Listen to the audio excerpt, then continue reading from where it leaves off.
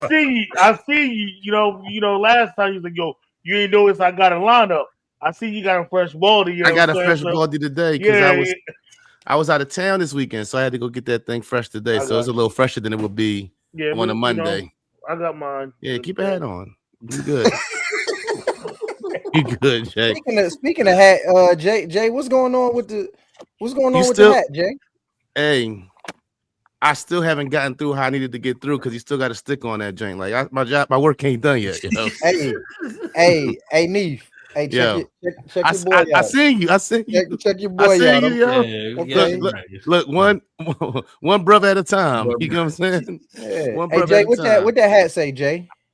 No, he can't say it. No, he can't say it. Why you asking him that question? But this Jay, is brothers talking. Jay, you from Baltimore? But I'm representing my brother Juice that's not in the building, and I'm an H-Town representative. Okay, cool. Anywhere with a strip club. Okay, cool. God bless. This is Brothers Talking Podcast, episode 213. If you don't know, after 213 episodes, who I am the Flesh Man, the Fat Boy. I will call you Broadish. I am your Huckleberry. I'm your favorite Potter, and I ain't red cut fleshy today. I'm fleshy with the Jameson on deck. Holla at me. I'm definitely real. I'm definitely Iceberg Shorty. It's definitely 2026. I'm still the producer, and man, for my next trick, see what I'm gonna do. No, really. With there you go. Okay, I'm just checking the tip. I don't want you to check the tip, yo. My bad, brother. God bless, brother. I'm gonna start going that well after you. You know what I'm saying? Like, matter of fact, I'm gonna put mine in. I'm gonna punch it in. That's what I'm doing. You good? Man, I'm being a ghost tonight, y'all, because I'm on this road. I'm on the truck. It's pretty dark, so I ain't got no video rolling. But it's me, Andrew Williams, man, formerly known as Boy Ju the Charm God. Y'all also know me as Juice, man. I know we still got a 50K sub campaign going here on the channel, man. So y'all gotta tap in, throw 50K in the chat, and I'm ready to talk some politics. Hey, Juice. We named you Juice. I'm gonna call you Juice. He said, "Oh yeah." He said, "I'm also known as Juice." He said that. Yeah. I'm also known as Juice, man. Yeah. Y'all know what it is. Your boy Jay, Mr. One Hand tied behind his back, because I'm gonna knock him down. So let's go. I will still want my 10K to beat this man down, and I'm ready to go. Hey, yo, what up? This your man Dre B, aka King Mello. Turn me up in the headphones. I'm ready to pod. So before we get started, I got a question. Flesh Man, it's 2026. Who the hell is still unplugging the internet? Like, what do you mean it got unplugged? Like, that's a dedicated plug that never should be touched by anybody. Like, did somebody unplug it to plug up their tablet, plug up their phone? What do you mean the internet got unplugged? Honestly, bro. Can't even think like you was froze for like 5 minutes. Almost got you definitely look like you was you know what I'm saying, a nasty R&B singer. You know what I'm saying? I don't know what happened over there. The sixth man was doing some sweeping and we lost. I guess the main box. I guess something happened and we had to reboot and all that. Oh, I was gonna blame it on Charlie. No, I want Charlie. Charlie don't go over there. So that's what happened. I'm gonna leave it at that. God bless. I'm gonna leave that right where it's at. Hey, the way you said man, bro, you sounded so hurt. What? When you said man, like man, you sounded so hurt. I've grown. The growth of Fleshman is 2026. I'm thinking you'll mess with, right? Hey, grab the JMO. Grab the JMO. Oh, indeed. Yeah. And talking about 2026, how did y'all bring the New Year's in, if y'all don't mind me asking? Alive. Okay. Do it not have it? Does New Year's Eve not have the pizzazz that it used to have? It's been hell no, because I was working. I mean, you know what? I on the New Year, I was where I be at. I was in the house. Me and my kids and my wife. One of my daughter's friends was over here. Clock struck 12. We toasted with some sparkling grape juice, and that was it. By like 1:30, I was in the bed, sleep. I ain't going outside. I got stuff to do tomorrow. Indeed. I was exactly where I needed to be, doing exactly what I needed to do. That's what I like. Sure. Yeah. I went to a little shindig, a little house party. House party. Changing the glasses. Yeah, a little, changing the glasses at 12. Say Happy New Year's. I can't say. Yeah, it was mad dykes there. It was crazy. It was some pretty ones. Wow. Yeah. Oh wow. Yeah. Bro, them stud buddies. He looked at the 5-minute joint. I don't even know if we can still say that, but all right. Right, let's try it after the 5 minutes though. Yeah, Jay, you gotta come up. You gotta find another name like in Virginia they used to call them bull daggers. Damn, that sounds like some old man shit. Okay, you're right. I call them old buddies. Probably more acceptable. Yeah, I think so. I'll call them old buddies. That's what I really call them. Because when little buddies, slap your hand, old buddy. They're like, hey, what's up, buddy? They always want to slap your hand. Yo, what's good? Yo, what's good? They always slap your hand and be with you, right? And they always keep the rubber in that left pocket. So I was just talking to them and whatnot, and just chilling and whatnot. You know what I'm saying? No, what's crazy? And then I came back home. Now we're gonna finish New Year's first and whatnot. Yeah, and then it's only really one thing I want to do on New Year's. I want to do Times Square. I don't know why. I want to do Times Square one year. I don't know why either. I don't know why either. Speaking of Times Square, did y'all see the Dick Clark, New Year's Rockin' Eve? Did y'all see it? No. Oh yeah, Times Square. You know how it normally be. It'd be people all through Times Square. You know what I'm saying? Down all the number blocks and all of that, bro. It was nowhere near. When they panned, I could still see the street, and that's crazy. Oh, so it wasn't that many people out there? Nah, it wasn't that many people out there like it normally wow. be. Yeah. And then I saw an Instagram video where a lady was like walking down the street and she was a New Yorker and she was like, yo, I can't believe, like, I've never been able to get this close to watching the ball drop. And I mean, the street was empty and she was headed towards the crowd. So the crowd really was just right there in that little triangle in the middle of Times Square where the ball actually drops at, but it wasn't like it normally is. I feel like that's something you do once in your life and you never do it again. I did it back in 2010 2011, I believe, going into 2012. And yeah, I'd rather do Vegas. I want to do it once. Too many people in Vegas. So I don't know how many people in Vegas. Know what it is though? I'm lying. It's 2011 going to 2010 going to 2011. That's I think the pizzazz of it ain't what it was, and when you think of it, like the time that you think about, I don't know, Jay, if you think about it, but like the like when Real went, probably that's when it was like that energy. Now it's so commercialized and all that. I don't even know if it really hit the. What was your shoulder bumping for? That energy. I don't know. No, but I do want to go back to that thing about the what you call them, old buddies. Yeah, the old buddies. The real old buddies hug dudes still. Like one of my good friends, his sister, we all knew what it was, young. She always gave us hugs. Like, and then like another homie, his sister, she kind of came out and she was like, no, don't give me, like, dog, I know you 30 years ago. You don't give me a hug. Like, it don't take nothing away from your whatever you got going on. Your buddiness. Yeah, give me a hug. Like, yeah, we had to tell her, like, yo, stop. No, chill, yo. It'd be like, those the ones be like, oh, that's super hard. Because I've known one for my whole life, and she's always giving us hugs. What? In the context of this conversation, hey Jay, this is a funny ass conversation. What? Yeah. Jay, we did all that super hard. Jay, I tried. You gotta finish that. I tried to let it go. Don't let him off the hook. All right, so what y'all say? I had to finish the statement. All that trying to be hard, being a dude, like you try to be a dude and all that, like you can still be a little have a touch of feminine in you, and it. I don't think to me, when you trying to be that hard, you're not really even. I don't believe that. The ones that super duper hard. Like, yeah, I think there's levels to everything, right? Like there's levels to it, and I think that people are who they are. Like that's what it really boiled down to be. Like if you want to be super gangster, then be super gangster. I'm saying though, real. If I know you 30 years and we was hugging before you was a buddy, and now all of a sudden you a buddy, I can't give you a hug. That's weirdo energy. So I mean, listen, I'm a respectful guy. If you want to be a buddy, that's cool. I'm gonna give you the little dap with the, you know what I'm saying? I'm gonna give you the dap, and then but I'm gonna get the hug.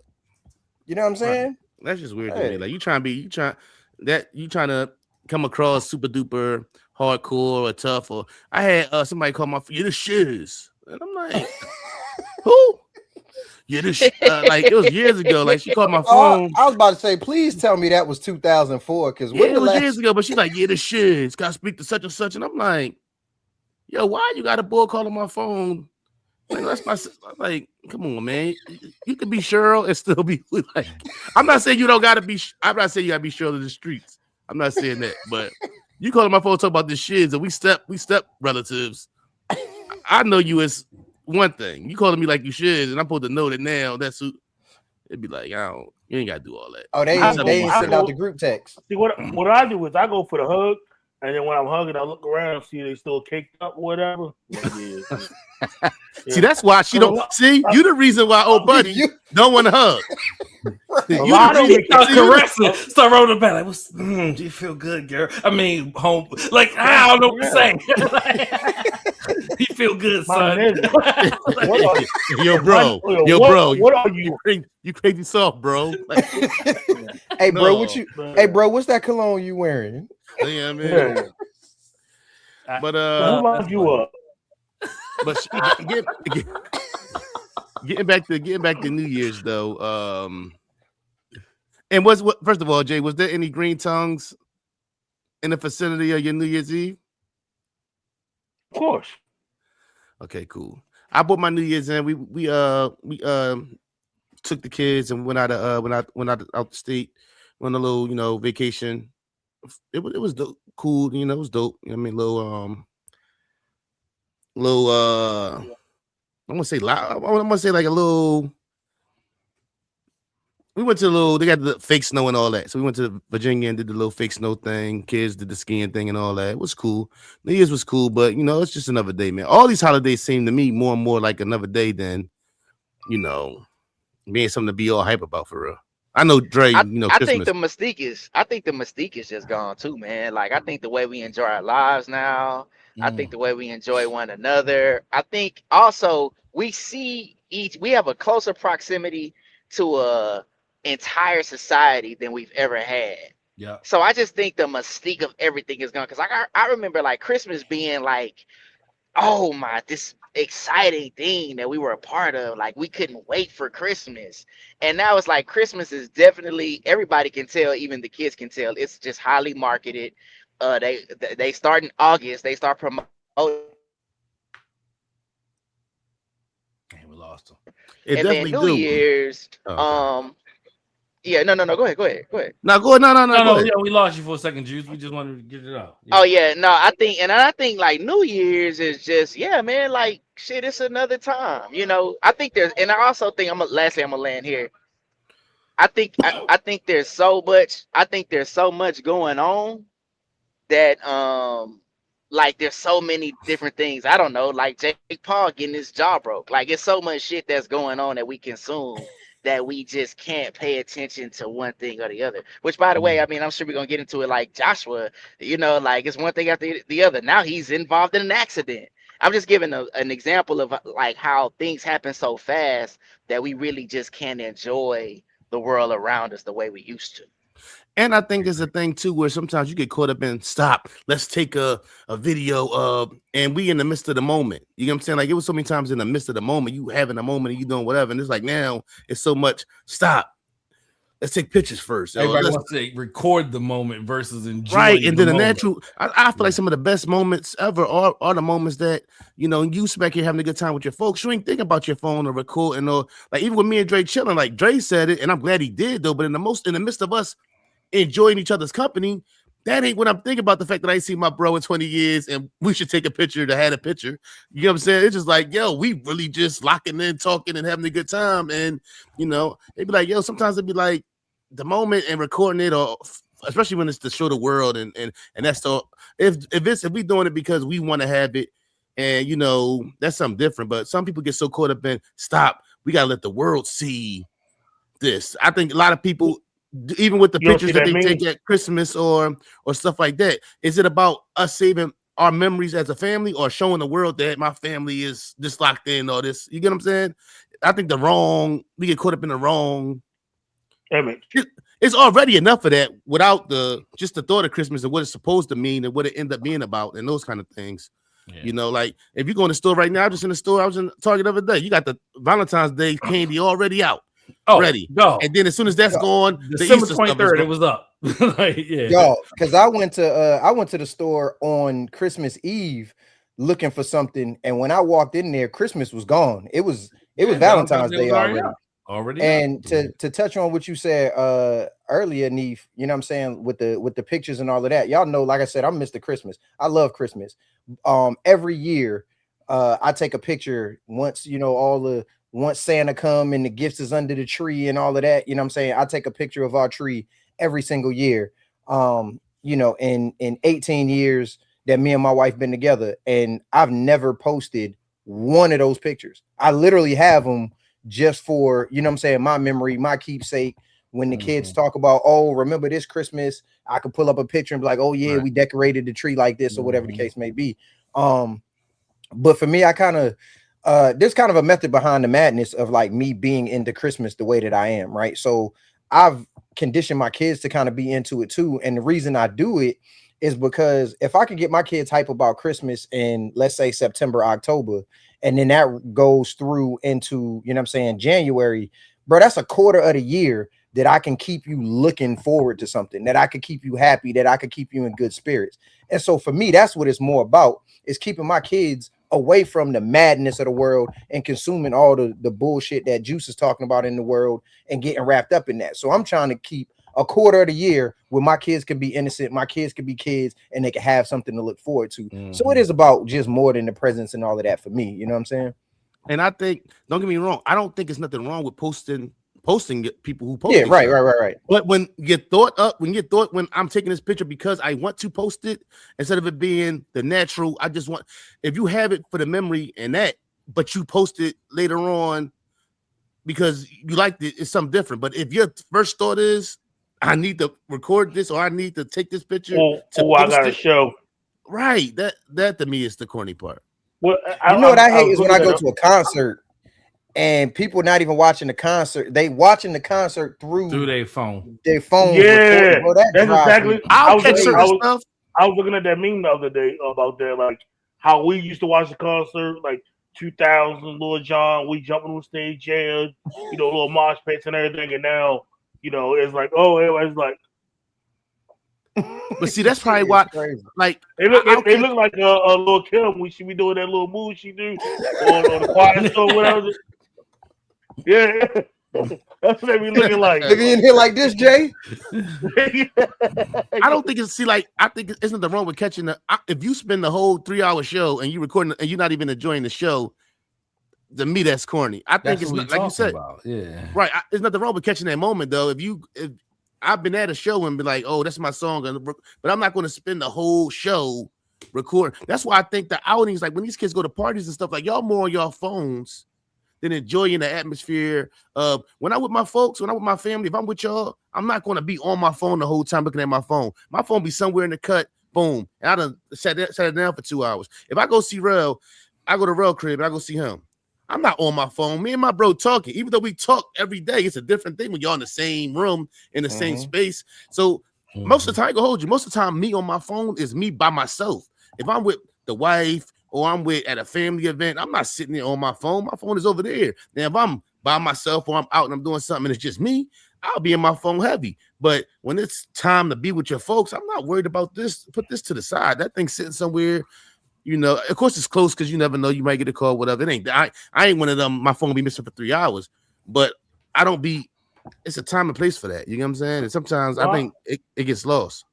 I think that's the kind of go off, but that's the reason like the club scene died because most people will be into their phones that you are enjoying yourself and watching the talent of the DJ, watching, you know what I'm saying, like, you know, and everything else, like, so it's. things like that, those social interactions are dying because it's more everything you can see on your phone, and that's the interaction they want. They work harder to project them having fun than to actually have the fun. Yeah. It's like, oh, let me look, girl, we are. That's why I stopped posting, yo. And the event wasn't even that. Yeah, Drake said it in the song, and I was like, yo, for real, like people be posting and say they had it. Like, bro, when I start getting it, I start getting low. I got lower than low. I got the lowest of low. Right? I was like, I got dressed like a bum. Somebody might think like, I can't even resemble that. Yeah, nah. Yeah, it's definitely a transition that happened and it taking the world by storm. It's like Steph Curry coming and shooting threes. Like once now everybody wants to do this, right? So social media has taken over where you don't have to live it because you live through somebody else. You know what I mean? So I mean, if you think about it though, it is a pretty unique technology though.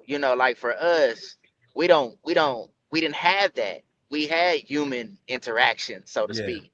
But it's pretty unique and fascinating to be able to, again, have mass communication this tight knit, and you can watch and look at people instantaneously across the world. So it is fascinating. I just think for we us, thought it was well. Yeah. It's just for us though, we just come from a time where, which is totally reasonable and makes all the sense in the world, that interaction means physical interaction means everything to us. You know what I'm saying? So I like to embrace the newness of things happening, but at the same time, I'm the same way, like you say, Neef. When I go somewhere, man, I'm trying to chill with my people. I ain't trying to be in the phone. I want to feel and live the moment. You know what I'm saying? Right. I feel like I've missed the YN days. No, I think I missed plenty of picture opportunities just enjoying the moment. And I mean, I'm not. Sometimes you're like, damn, we should have took a picture. You know what I'm saying? But it'd be like, those are the best times when you really. That's normally me. So you know what I'm saying, when me and you linked up in Philly, you know what I'm saying, and like it literally was like the last minute, like we getting up, I'm about to walk out the door, and I was like, yo, let's grab a pic. You know what I'm saying? Before I get out of here, it crossed my mind because normally I am the guy like, dang, we should have took a picture. I remember I went to a concert last year. I went to see Babyface, and I looked at my phone, and bro, I had 2 pictures and a 5-minute video. I mean, a 5-second video, and that's literally all I had. Like a 3-hour, you know what I'm saying, 3-4 hour concert. Wait, you was singing along heavy? Huh? I said, Babyface. I was saying, hey, real, we need a drop. Do you know Babyface?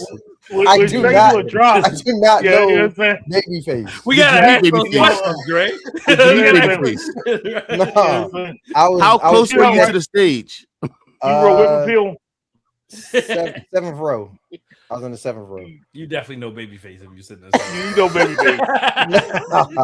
Hold on. You know Babyface. No. You know Kenneth. Oh, he at least know Kenny. You know what I'm saying?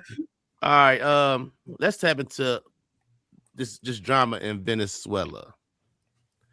And I'm not the guy who, now don't get me wrong, bro hit me and told me I need to lock in on this situation. So I really did lock in. So I got some input on this, but I'm not going to lead this. So iceberg juice or drink. Telling people how I produce, dog. Golly. What? All you want to do is hit on the BTS in the middle of the podcast. Because I'm coming off I'm coming off vacation. I ain't been locked in on a lot of things. So I'm coming off and I'm just still trying to catch up.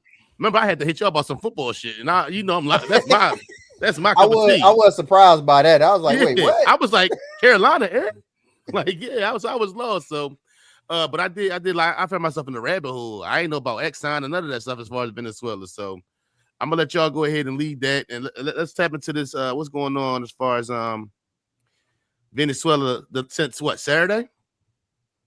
Was it Saturday? Yeah, Saturday morning. Okay. Yeah. It was quite a bit of things that happened because remember he also we also bombed Nigeria. I think was that Christmas Day, so we had that happen too. I don't really have much to actually say outside of I agree with it. Shit, I agree with it. Like I think right, you gonna park right here? Okay. Yeah. I agree with it. Okay, yeah. I'm gonna just probably pull out and go that way. But I agree with it. You know what I'm saying? How we talking about moving the truck? So yeah, I know, pause. I know. You said that I would have got sounded a your little back. wild, right? But no, like I agree with it. Because I don't care about those places. Like I think those places are under dictatorship. I don't think it's.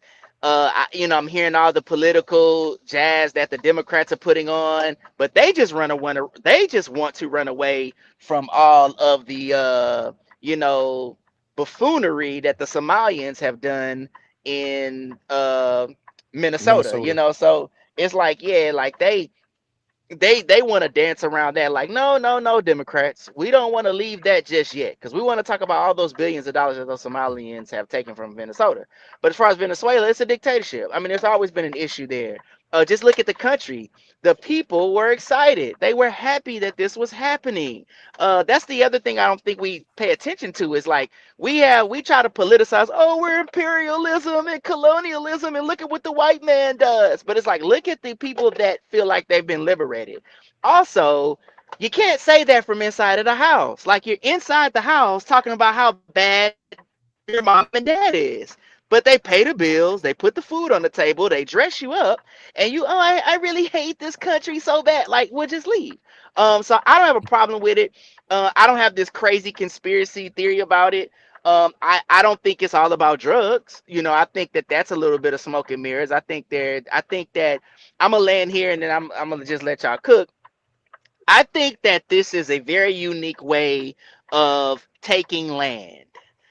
We hadn't done it. I think that China is on the verge of taking Taiwan. I think Russia's already a big landmass. I think these countries are really looking and surveying they're looking at America and surveying America in a way of, how can we take over the number one power? And I think the collective behind Trump and the powers are saying, hey, we can actually go occupy some of these places that need to be occupied, because we need to make our territory stronger. We have China that is kind of coming in behind the back gate.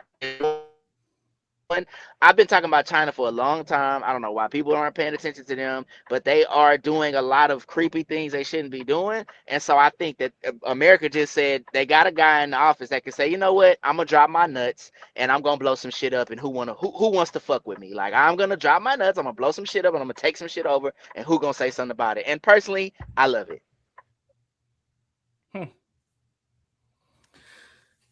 Well. Juice came in here like Steph Curry and put up motherfucking 25 shots and hit 27 of them. It's crazy. No, like, Juice doing Juice shit. That's what that is. That's Juice doing Juice shit. We missed you, brother. Yeah. So I absolutely agree. Likewise. With Juice. Yeah, I absolutely agree with Juice. I don't think it's about drugs. I think it's about the number one drug, oil. Right? Venezuela owns the largest oil and mineral deposits, I believe, in the entire world. I know oil for sure. I think minerals is up there as well, like gold mines. Go figure. And why not be in a position to seize power or have the person who we want to be in charge to do it? Like, this is the same play. And the Democrats act like it doesn't happen on their watch either, right? Like, Gaddafi and like all this stuff has already happened. We just act like it's something brand new every 4 to 8 year cycle. No, we're all Americans regardless of who the president is, and the play is the fucking play. We just have somebody who just going to do it out loud because that's what he does. And if he continues to do things that he thinks he can do or says he's going to do, let me tell you what. We say it ain't going to be a third term. I'll tell you when he gets a third term. If he eliminates income tax, we will all be the happiest people around. And we'd all vote for the amend the Constitution if there was no income tax. You couldn't find a person on this planet that would say a bad thing about him any longer. It just wouldn't. You just wouldn't if you had an extra $600, $700, sometimes $1,000, $2,000 in your check. It just wouldn't change. Like, I guess he ain't that bad. Right? It would be everybody's tone. That hit over the head be crazy, boy. You know what I'm saying? Yo, I mean, I'm not surprised. I'm not surprised by what happened. Anybody that saw his press conference a couple of weeks ago where he was talking about the Monroe Doctrine and you know what I'm saying, and the United States, he didn't imply, he said that the United States will dominate the Western Hemisphere, and he don't want nobody, no European, no Asian, no other countries, no influences in the Western Hemisphere. Yeah. So you know, I'm not surprised by it. And you know, if you're Colombia, if you're Cuba, if you're places like that, you might want to get your stuff together because you know what I'm saying, you could get that knock on the door too. Yeah. I'm just not surprised by what he did because he told you that that's what he was gonna do. Real quick, Dre, before you go, did he real quick, Jay? Was the video about we need Greenland real or was that AI? I can't discern. So from what I've seen today, that's real. That's even better. because from what I was reading today, he said it in an interview with a media outlet, and then he repeated it when he was on Air Force One, saying like we need Greenland. So I mean, hey, listen, he tell you what he gonna do. Yeah. So I don't really know why people act surprised when he does it. Yeah. That part is beyond me. Yeah, I mean, Rel, you hit it on the head, right? Let's not call it what it is. Venezuela has the most oil right now by far out of these countries, right? Yeah. If we wanted to do anything else, we wanted to get a plane full of coke, we'd have been to Colombia, get it over there, right? So let's just call it what it is. It ain't about drugs, it's about oil, right? However many number of people have been added to this country, and the resources are running, I won't say running low, but we would need another source to tap, right? And if we could add Venezuela to that list of places that we can tap into to get oil, cool. It becomes an American tourist destination spot once they, get up the streets and everything else like that and stop chopping heads off.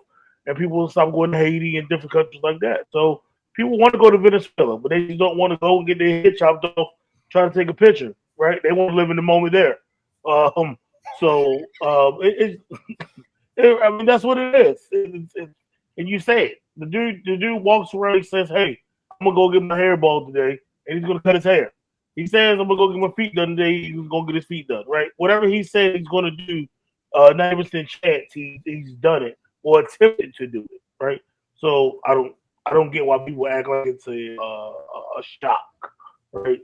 So if he does, get rid of certain things, taxes, up in veterans pay, I've heard. So I don't know. I mean, who knows how long you'll be there? Up my goddamn gonna pay. He got my vote. All right, so like I said, Bro is the poster child for vote my interest. Yeah, facts. Win my vote. My vote. Yeah. So like I said, I today I was in the rabbit hole. That's right, rabbit hole, right? Yes. Yeah. I seen multiple videos that said that the celebrating that was shown wasn't celebrating from this situation. It was celebrating from another situation. I also saw, which had me kind of, his first comments was on some, the first thing we're going to do is get our folks in there and on some, start going after the oil from the rip. Was that really what he said? Pretty much. Yeah, basically. Yeah. Pretty much. Basically. And we're going to run it until we get the people in power that we want. That we want to have, yeah. The top comment to me was the whole, kidnapping ain't always bad. Some shit like that. I said, yo, my man, this is America. You talk about some gangster shit. America. I know how gangster boy was. This is what we gonna do. We gonna take y'all president out of here. And if y'all don't, so we taking y'all president out of here really to let y'all know that, listen, either fall in line or you could be next.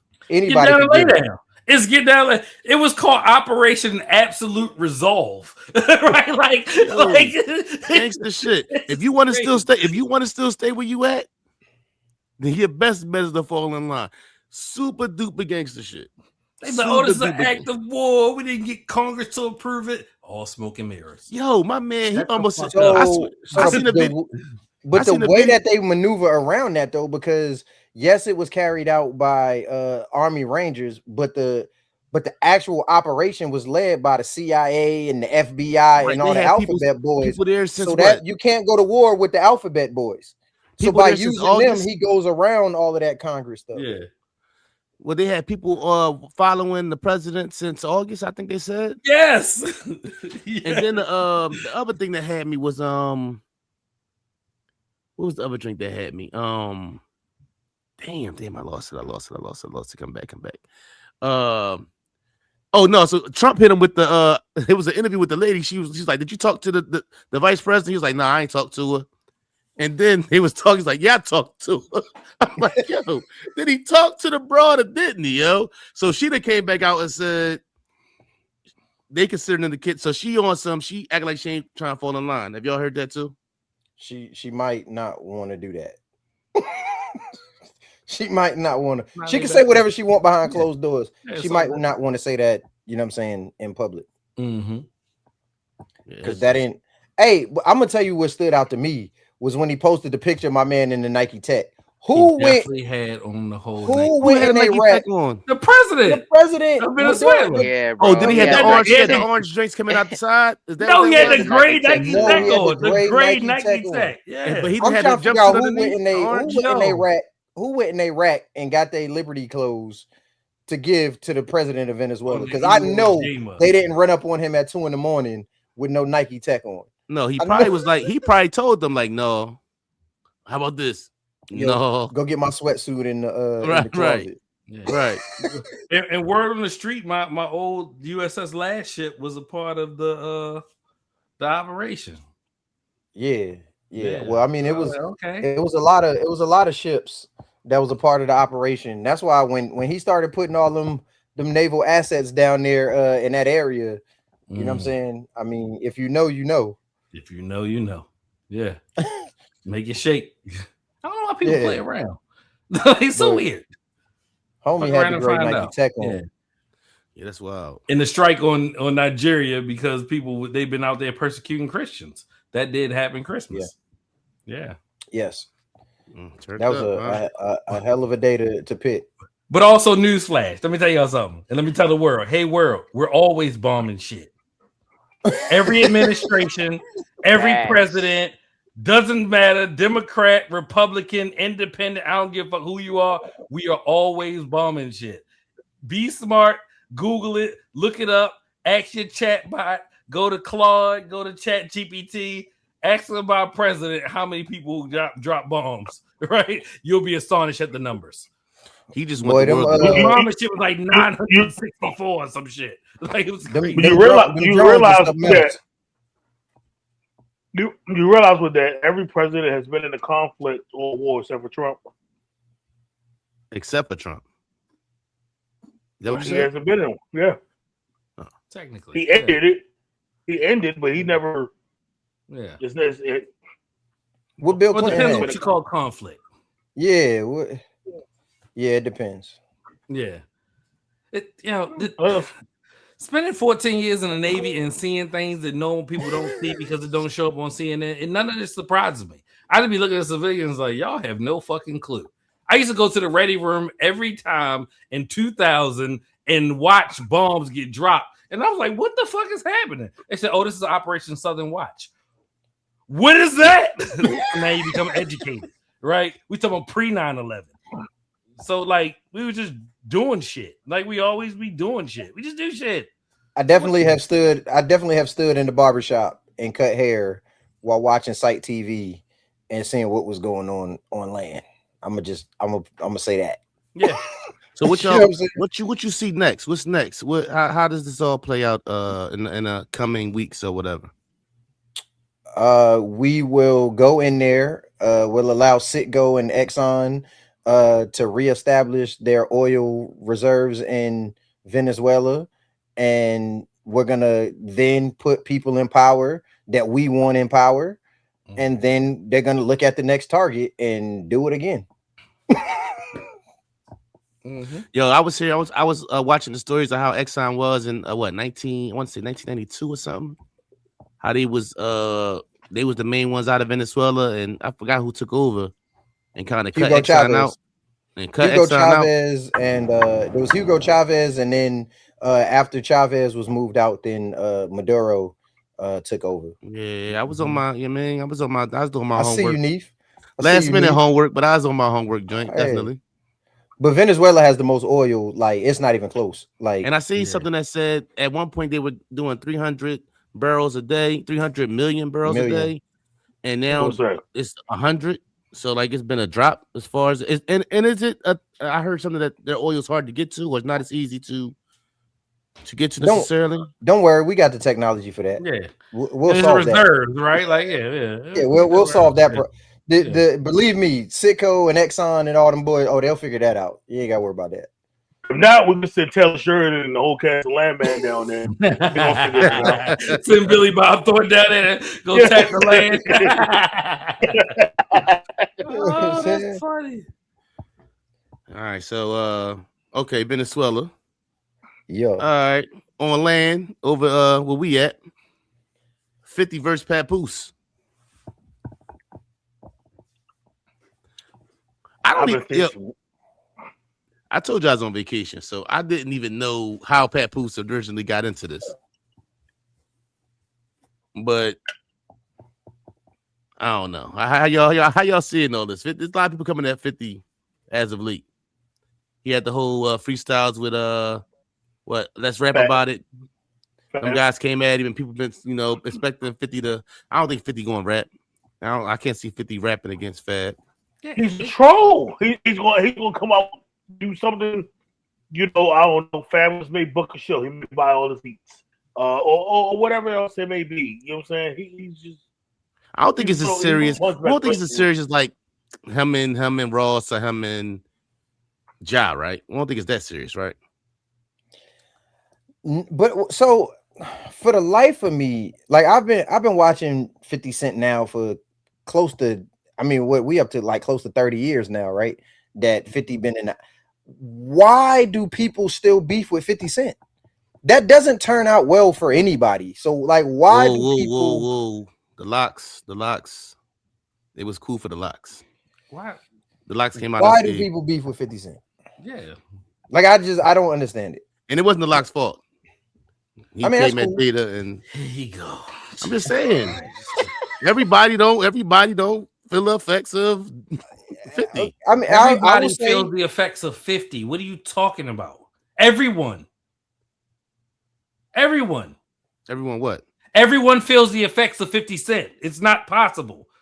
You said the locks. Like, what does that mean? What you mean? They want a rap war? They out-rapped them? Yeah. That's all I'm saying. That don't mean you don't feel the effects of 50 Cent. Right. Okay, 50 don't beat everybody. 50 don't beat everybody. I'm just saying beef. It depends on what you. Okay. He might not have beat them lyrically, but that's what he's trying to get at. That's my point. But yeah, right. Like, what? But where is Sheek Luch? Like, Luch chilling. What you mean? Where's Sheek Luch? Oh, stop! Wait, Sheek Luch just dropped a joint. The Gorilla joint every year he dropped. Gorilla Wing, yeah. How many years he been dropping that? For years. And that was today years old when I found out about it. Let me tell you something, Dre. We always on the same side. Certain things, certain lines we don't cross. Don't cross that locks line. Listen. Literally today, I just found out about this gorilla, whatever. That's fine. It ain't for everybody, but you know, that's the point, though. 50 will tell you. 50 has said it. You know what? But I get what y'all saying, though. Yeah, 50 is who 50 is. I'm just fucking around. I don't understand why beef with 50. That's not the person you want to beef with, because for one, he's willing to go a lot further than most people are willing to go, and then number two, he never lets it go. Like, petty is in his blood. He don't let it go. So he might make it seem like it's over and done with for a couple years, and the next thing you know, you know what I'm saying, you got a show and he done bought all the floor seats and ain't nobody there. He let some things go. Him and Fat Joe cool. Yeah. Him and the Locks cool. I ain't want to say the Locks started off. For now, they cool. Nice diversion. That's what I'm saying. Do we think this is to the level of the Ja and Rick Ross things that'll never be over in game, or is it just something that possibly they just? Hey, who really cares about Papoose? Who cares about Papoose though? I Like, don't is he think that Papoose is great of a relevant rapper? enough. Yeah, Nah, I don't think he's relevant enough for 50 to really care to hold on to the words he's like entertained them. He's entertained them. Yeah, he's bored. The greatest thing that ever happened to Papoose was no, what's the dude that discovered him? That died. K-Slay. K-Slay. Yeah, that was the best thing. I'm Other than going with that, Clarissa. What you say? You trying to be the next Don King, Dre? My man got a record label. He's a boxing promoter. You know what I'm saying? He didn't. This is what the fourth time we didn't talked about him in the month. Even when he was with Rim, we wasn't talking about him the way that we talking about him now. True. Clarissa, she was the best thing ever happened to that man. And then she ride or die for him because now she beefing with 52. So I mean, hey. And then they squash it and all. I don't think it's nothing that major. I think they're just having fun. I don't think it's nothing, like I said, I don't think it's to the point where as though there's really an issue if you see somebody put their hands on somebody else or something like that. Yeah, I don't even like to have that conversation. We're talking about a bunch of 50-year-old men. Right. Like that literally that's what we're talking about. A bunch of 50-year-old men. So I never look at it that this is going to escalate out of control. Yeah, that so you think only the older beefs like the Ja Rule, like the game, like the Rick He's Ross. not beefing with game no more. Are they not? No, for a long time. Okay. They probably ain't been beefing for close to 10 years. It's pretty close. And I don't even let's not say beefing. So you think they good? I do. Yeah. No, I will say this. I don't think him and Ja will ever be good. Correct. But I don't think I don't think at 50 years old they can't be at the same award show. Right. I don't think that would be a problem. Like still gonna break out. You over there, I'm over here. We good. You know what I'm saying? We talked about being on the same airplane before, or and having an actual conversation on the airplane. Right. Like, yo, who was that he said like he was in the seat or something like that. He was like, yo, get out my seat. Jeezy and Gucci. Oh, that was Jeezy. Right. Yeah. Like I don't think Ja and 50 will ever be good. But I do think after a while, like we could be in the same vicinity and nothing's gonna happen. Like they're 50-year-old men. So you think this is just? But to get back to what's going on right now, it's just internet. It's just something to be in the algorithm. Yeah, right. I don't think when that video popped up, but with 50 Cent face on the dancer. That's your head. That's your like, what the hell is this? No. With Clarissa was it Clarissa with the Bob? She was talking to the way they do these videos, boy. I wish. As much as I love the rap element and that being a part of the beefs, and we gotta understand that that's not going to be as much part of it as it used to be. I enjoyed that part of it, but some of that stuff be hilarious that they do now with these how they can put faces. That's one thing where AI might be ain't so bad because the deepfake. One more time. The deepfake. I said them deepfakes they call it? Get you. Yeah. Okay. Yeah. That's hilarious, show. That's hilarious. They bored. Yeah. Indeed. Start the new year off. 50 ain't got nothing to do with produce a show and talk shit to you. And shout out to our brother JB for posting shit in the group chat while we podding. Oh, you slipping, Jay. Shout out to JB, PJ, no. Cool Mike. No what? All right. He said I'm no. not flipping. Did you do it? No, y'all wouldn't let me. Y'all started talking. How somebody wouldn't let you? Anytime you want to say some shit, you say some shit. You started arguing about what? About he's like my son, yo. Like, why you to the trash cans? Oh, I put the trash cans on Saturday, not Friday. And then you always cutting people off. So Jay. When you do your intro, and after the intros, you say shout out to my brothers. You slipping, bro. Own that shit. Okay, but my bad, your fault. But so it ain't my fault, nigga. It's your bad. You're bad. Double your bad. Double your bad. Double your Own that shit. Yeah, double your bad, yo. Stop being sensitive. Huh? Yo, you're using all the shit that your girl use on you. All, Like, all the trigger words. yeah, like yo. All that gaslighting. Oh, yo. I said, like, what? I think he just said that to me. Like, no, I'm not saying that to you, sir, because I love you. But bro, you was using all the shit that I've heard from women, yo. All the shit I heard from women, yo. Now you gonna tell me I'm yelling at you? Just say that. You say that, you didn't hit the trifecta.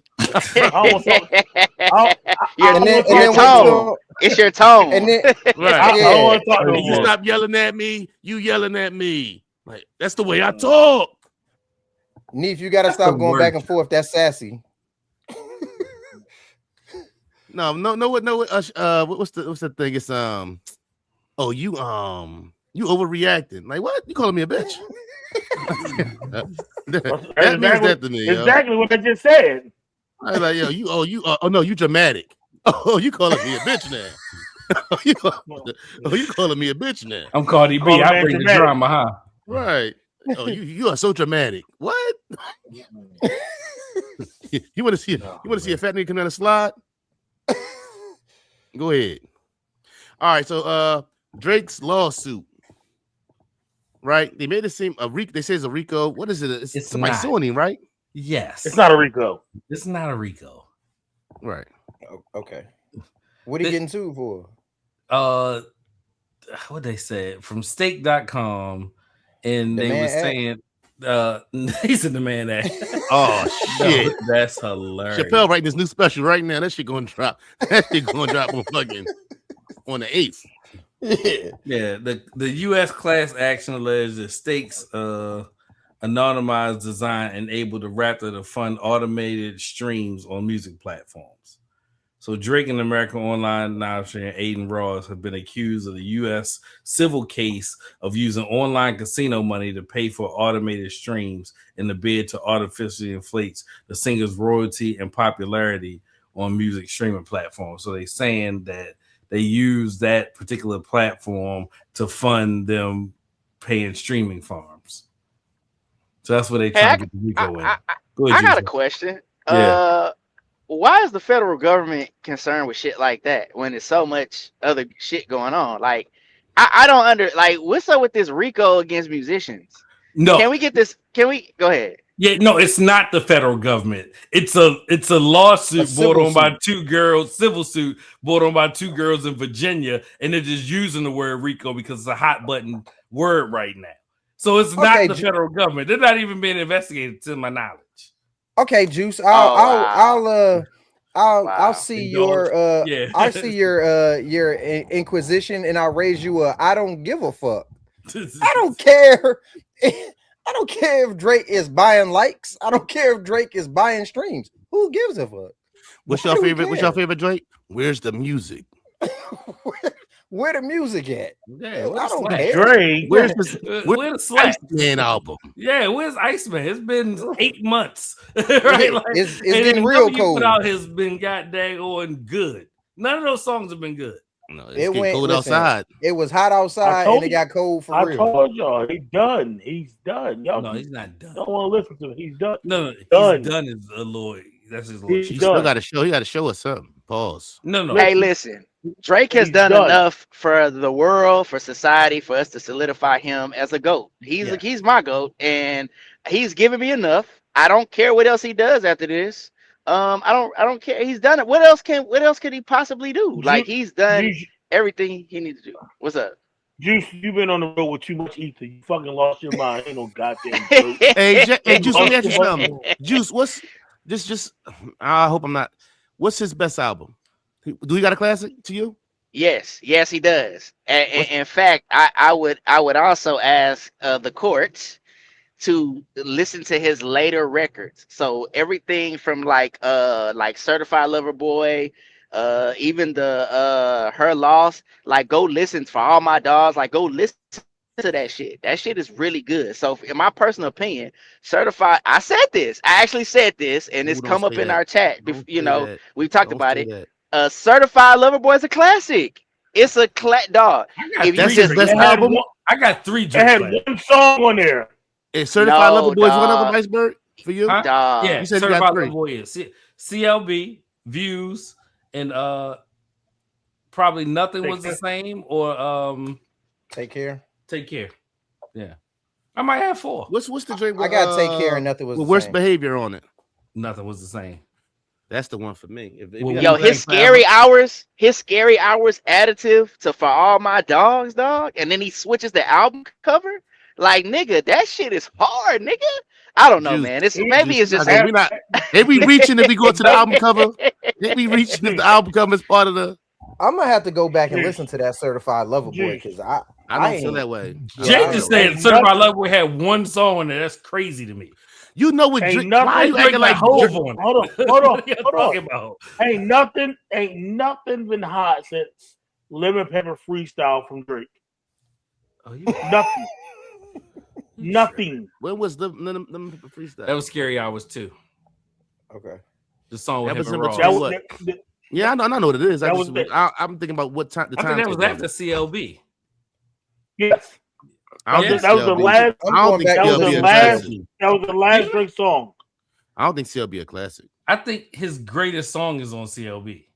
That don't make it a classic.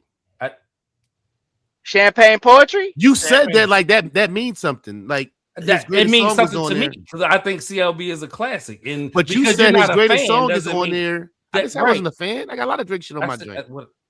Here you go. Oh, you talking about the album? Okay, so I got a question. I got a question for you, Neve. That solidified. Hold on. Independent. You bring up one is song. My point. You connected it. I said independent thought for me. Why did you bring up one song? Because that was my independent thought. Like, why you keep asking the same question? You said it's a classic. Then you was like, it got my favorite song on there. Independent thought. Again. What's your question, Juice? Okay, so I have a question for you, Mr. Neef. Is there a Locks album better than Certified Lover Boy? Fuck yeah, we are the streets. I would agree. This is fucking crazy. I'm just gonna ask you. You're just gonna ask me a real question. And I'm saying, hold on. Here go. Hey, he had that joint on semi-auto too. That was easy. Quick. He threw me a oop. And I got Styles P, Gangsta and a Gentleman over that shit too. Yeah, Period. You're wrong. That's great music. That's my opinion. Yeah. So it don't matter what you think. Your opinion. Your opinion is entitled to be wrong. No, nigga. Let me rewind this. I'm gonna rewind this. Real, you said what 3 songs were good on CLB? Champagne Poetry at this shit right now. My favorite song of all time. Right? Okay. That's one song. Better With Your Friends, right? I'm gonna rock that all day. Right? The joint with what's the shit called? With Jigga? Not even that one. The one with him and Schmirk. Yo, Sheik Luch Walk With Me shit better than that fucking. Hey. Cut out Sheik Luch. Nigga, don't ever speak to Sheik Luch name. AJ. On there? I said Schmirk. I didn't say Smurder. I said Schmirk as in dirt. Yo, Sheik Luch Walk With Me, son. Hey man, listen, dog. Listen, dog. I need y'all to come. I need y'all to come to Houston on the weekend. In the Bible, yeah. And we can listen to CLB for the whole weekend. And y'all gonna see why that shit is hot. The faculty better than that shit, son. Thanks. Hey, Juice, the faculty, baby. I'm not listening to you drink the whole weekend. Take me to Faces of 5150 and pick me up when y'all done. All right, like I'm not. See, look, man, it's gonna narrate. Certified Lover Boy will narrate your weekend in Houston. I'm telling you. I can definitely listen to Drake a whole weekend though. I'm not gonna go there. I definitely can listen to Drake for a whole. But I'm gonna have to go back and listen to that Certified Lover Boy though. I gotta. We got a bigger problem. I got one skip on Certified Lover Boy, and that's a song with Future because I absolutely hate Future. Damn. Okay, well that's okay. That's one you thing. Hate Future. Damn, that's deep. We got a big. I like Yebba. I like the Yebba breakdown, and I like Champagne Poetry. That's only 2 songs. You just like Yebba. I do like Yebba though. That on the Bible shit is that shit though. Yeah. We got another. And the shit with him and Travis. Fuck, like that shit go crazy. There's another J on there where he be like, if that Her Lover Boy? losses. But he was like, if it was, you said you was gonna ride for life, you should be dead already. That too, yeah. That's my joy. That's my joy. That's my shit right there. It's some joints in there. It's hold on, yo. We got here we go. I'm gonna. You ready? Champagne Poetry 1. Poppy Song 2. Girls Want Girls. Slow down. Hold up, Jay. Godly. Wait. We fun. It's okay. We only had an hour. The second one? Like, we can slow it down. Oh, Poppy Song is 2. Could have kept that one. No, Poppy Song good with what's his name? Cronin in the background. That's how I feel about it, sir. Heard you. Why do you think if you sing it, it's going to change? No. That's it. What's that ain't making no better. That ain't making no better. That's just Girls Want Girls. Girls Want Girls with Little Baby. Go ahead. Look at you. Garbage. You're lying. You're garbage. Lying. That shit is garbage, yo. We don't believe you. That shit is garbage. We don't believe you. I really. That's one Little of my Baby worst. In it, so I definitely don't believe you. That's fine. That's one of Lil Baby's worst ever fucking features. That's your favorite Drake shit. Go wait, real. My favorite Drake shit is when he killed Drake. Hold up. Huh. In Too Deep. That's the one you skip. In Too Deep. With Future. That. Yes. I'm definitely skipping In Too Deep. Yeah. What else you got, Jay? Nigga, that is my favorite song on the fucking album. Number 3 is number 4 in the Bible featuring Dirk and Giveon. That's that shit. Great song. 5, Love All J. Love Jay-Z. Fair Trade with Travis Scott. Dope. No. 7, Way Too Sexy featuring Thug. Okay. No. 8, TSU. Love it. What's 9, TSU? Love 9. it. Sing it, bro. 9, What's TSU? MTV. Hold on real quick. What's TSU, bro? Sing it. I can't. Okay. What's next? 9 is In Too Deep with Future.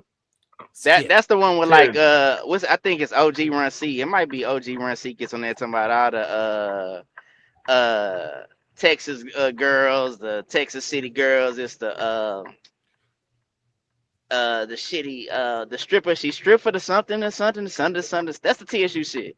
I know I'm fucking it up, bro. Yeah, what else you got, Jay? Come on, Jay. What else you got? These niggas trying to convince us of that bullshit. Pipe Down. Pipe Down is that's my shit. That's my shit. Yeah. What else? Pipe Down. 11, Yebba's Heartbreak. Dope. 12, No Friends in the Industry. That's my shit. 13 is Knife Talk. Depending on how I'm feeling that day, I might. What is it? What's it called? Knife Talk with 21 Savage and Project Pat. You're not gonna eats. Oh yeah, I hate that shit. That was the hardest part in the song. And then 21 Savage song, I'm gonna make you a booty clapper. No, next, and then Drake ain't even catch the flow because he was a booty clapper. 7, 14, shit. 7 on Bridal Path. Yeah. Yup. Trash. That didn't sound like a classic to me. Timestamp. I'm talking about the album. It don't. It's still like 7 more songs to go. It's already not a classic. 15, yeah, it's 15, already Race My Mind. 16, Fountains with Thames. 17, Get Better Along with Ty. 18, You Only Live Twice with Lil Wayne and Ross. That's all right. 19, I Miss You Too with Cuddy. 20, Fucking Fans. And 21, The Remorse. Yeah.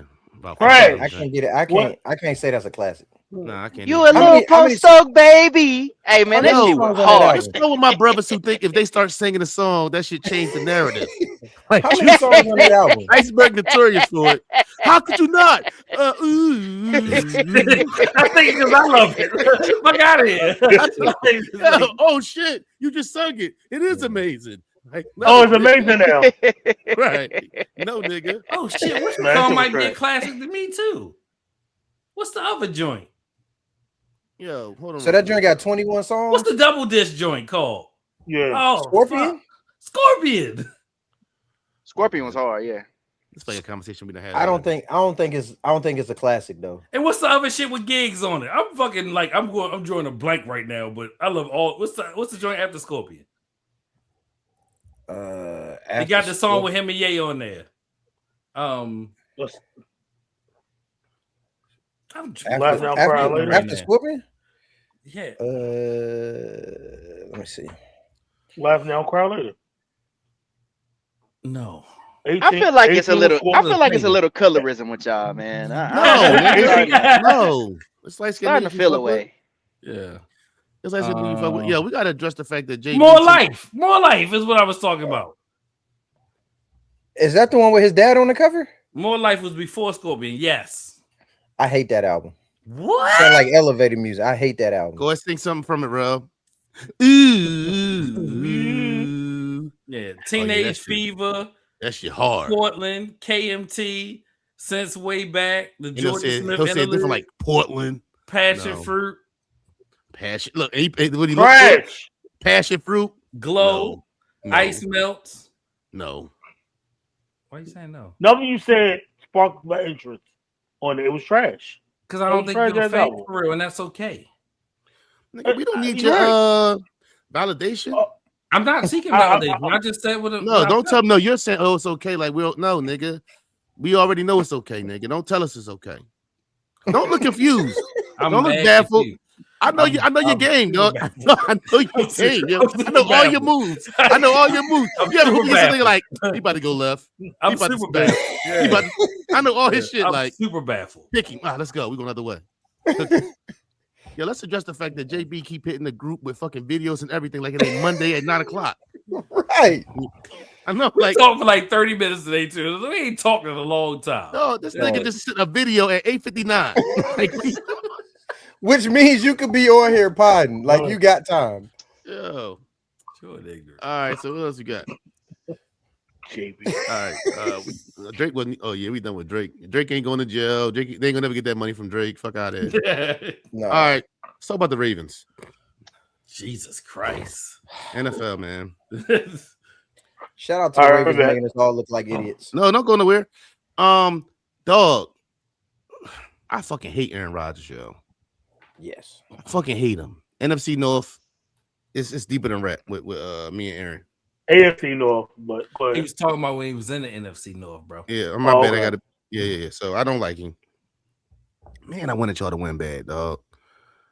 Damn, I wanted y'all to win bad, yo. How y'all feeling? I'm not mad that we lost, right? The way we played this year, between everything was going on, being cheated the last time we played them, the sucky ass corner, people just don't want to be there.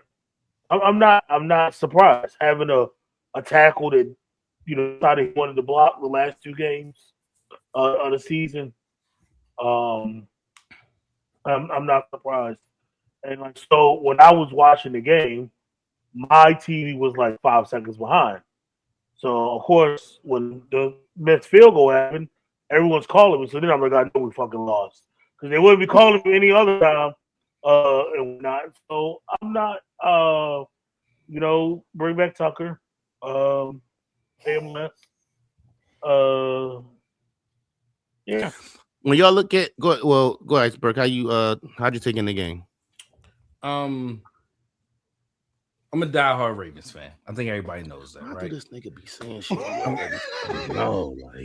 I say it because Becky Lynch always talk about I'm the greatest woman wrestler. Sports Illustrated saying it's a part of my brand.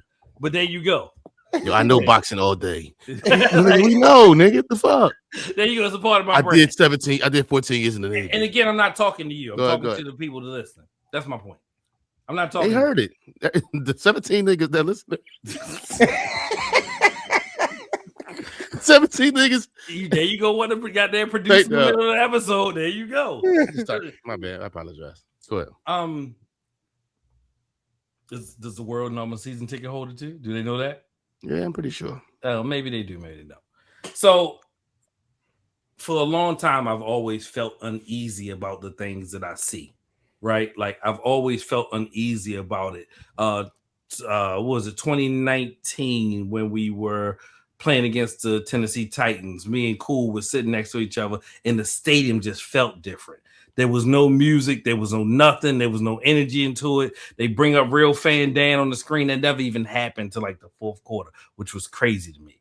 Right, so you just watch it go. So being a part of 18 double-digit fourth quarter losses, right, is a thing. I was watching the game in 2010, 2011 when Lee Evans got the ball knocked out of his hands, and then Billy Cundiff missed the field goal to tie it against New England Patriots, right? So I sat there and I watched that too.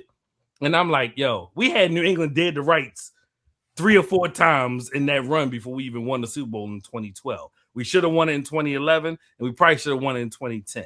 Because for a long time, we was the only team that could go to Foxborough and win. But that's besides the point. Right? So you're sitting there watching the game, it unfolds, and you're seeing the things that aren't happening. Derrick Henry's not running the ball no more. We're not getting the ball. Marlon Humphreys is getting juice. MC Food. Kyle Hamilton goes down with a concussion from friendly fire from a Louis Gilman. And then you catch goddaggone Cheetah Bay Awuzie flat-footed on a fucking goddaggone go route for goddamn Calvin Austin, right? So now you get down to here come the Ravens and it's double move. It was a double move, not a go route. Well, no, he caught him flat foot. He fell, right? He got him on a double move on 3rd and 10. It was a little hitch. Fine, he slipped. Didn't matter, right? No matter what, the reason that it was so clean is because he slipped. Yeah, double move, fine. Either way. Then you get down to it, and now we got 3 timeouts, 55 seconds, and illegal procedure. Ronnie Stanley on 2nd and 2, go to 2nd and 7, then 3rd and 7, then 4th and 7. You throw the ball to Isaiah Likely in what looked like the most improbable catch with Jalen Ramsey coming over the top, and he catches it. So to me, it looked like they're on the 20-yard line. I'm like, holy shit. We about to win this game, and all of our misfortune is about to come. We still had 2 timeouts. I don't understand why we took the knee, took the 2-yard loss, and then took another timeout of 2 seconds. I was like, I would not put that ball in the rookie kicker's foot, for lack of better words, at that particular time. And why would you do that to your rookie kicker when you have Lamar Jackson? You'd have been better off taking another shot. Or RPO, do something to try to get him a couple more yards and put him in a better situation. But we didn't do that. So I'm sitting there looking, and it goes wide right. And there were so many things that happened. Their guy used leverage off of the daggone snapper. Like, all that stuff happened, and it didn't get called. And I was like, well, guess what? I didn't get charged $300 today to watch Houston come to Baltimore next Monday night, and I sit out there in the 30-degree weather and watch them get obliterated by the fucking Texans. So I was like, all right, well, cool. So I had to deal with that for another week. But we didn't deserve to be in there because all the actions show. And I think more from a personnel standpoint, that's the real issue versus the Ravens just actually losing. Why would you bring Cooper Rush in to replace Lamar Jackson if he gets hurt? They're 2 different quarterbacks, right? And then you stuck with him because your pride wouldn't tell you to say start Huntley over him. And by the time you got that situation, you saw Tyler Huntley beat the only other team that we had a 500 record, which is the Chicago Bears. And I think, what did it, 3 seed, 2 seed, something like that? Chicago ain't lost too many. He played well against us too. Yeah, and that as well, right? That as well. He definitely. So the problem we would have beat New England had they not stopped giving Derrick Henry the ball for 12 minutes. That was New England game, right? It's just so much mismanagement from top to bottom that it just compounds to do something. I got Facebook posts. I got all the stuff that say we need a pass rush since T Sizzle left, right? Like, and then before then too, we ain't had a good pass rush since Dumerville and Sizzle. That's how long it's been. That's a minute. If you count Jadeveon Clowney and Kyle Van Noy 2 seasons ago, then cool. But like, it's been rough, man. Clowney ain't no pass rusher though, is he? You know what I think. If I'm being real with you, you know what I'm saying? I love y'all brothers, so I'm always gonna tell y'all the truth. It's time to cut on the greatest, the Motown greatest hits, open the front door, and it's time to clean fuck a house in Baltimore. That's what it's time to do. It's over. Yeah. Do y'all feel like that? Y'all feel like, how do y'all feel? It's time to clean house. They gotta go. Who was they? I think Harbaugh gotta go. I think, front office, they need to make changes in the front office. I think you know what I'm saying, defensive coordinators, offensive coordinators. I think it's the coach though, they all go more than likely. Right. And then, but you know what I'm saying? I think it's time to go in a different direction. Y'all need to make the decision on whether y'all gonna bring in a coach that's gonna utilize and build something around Lamar Jackson. Y'all got to figure out, you know what I'm saying, his future there. So I think it's time to clean house and wipe the slate clean in Baltimore, because I sat there and I lived in Maryland for a couple of years, so you know what I'm saying. So I see the things that happen, and it just at times it feels like that franchise and that team does everything they can to squash Lamar Jackson's legacy, because time after time after time he goes in there and he's in situations that seem impossible. He gets him in a position to win, and then Andrews drops the pass. And then that year was just like, and then what's my man last year. And then what's that was the year Zay Flowers on the goal line. That was that same year, right? Oh, that was 2 years ago. That was 2 years ago. 2 years ago. That's what I'm saying. It's been back to back years. Zay was a rookie though. He was a rookie though. I don't care. And then last night, you know what I'm saying? Right. But then last night you look at it, you know what I'm saying? And even with the Steelers, you know what I'm saying? He hits him with a knockout blow. The Steelers come back. He hits it with a knockout blow. The Steelers come back. And then what do? With 2 timeouts, instead of actually trying to score, instead of actually trying to move the ball down the field, you waste 20, 30 seconds of the game, and then you get down to 2 seconds and put all the pressure of your entire season on your rookie kicker. It just doesn't. It doesn't make football sense, the stuff that they had like sometimes. 7 catches, 149 or some shit, didn't he? Something crazy. Bro, run a little out route and get the man 5 to 10 more yards. You could have faked the goddamn Neal and threw it to Tez Walker, who got at least 15 yards. Yo, the way y'all came out, you realize Tez Walker, every time he touched the ball this season, has been a touchdown except for once. Yeah. Like he got 7 receptions, 4 touchdowns. Ever maybe 5 touchdowns, 7 receptions. Yeah. Make a play to try. Just tell Lamar, drop back, take the 5 or 6 yards that they're gonna give you. If you don't got it, throw the ball away. We'll try it again.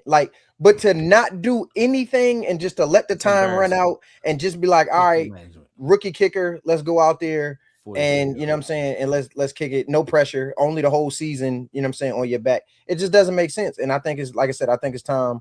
It's repeatedly that they've done things like that. I think it's time for them to clean house and get somebody in there that's going to do something different. I think it's definitely a thing where though the ear he might not. I don't think Harbaugh's a bad coach. I can see Harbaugh sitting for a year and then coming back somewhere else and probably being successful as he's been. I think kind of like Andy Reid was when he lost the ear of the Eagles, and then I think he sat for a year and then he came back and was coaching Kansas City. I think. Why do y'all not think he's a bad coach?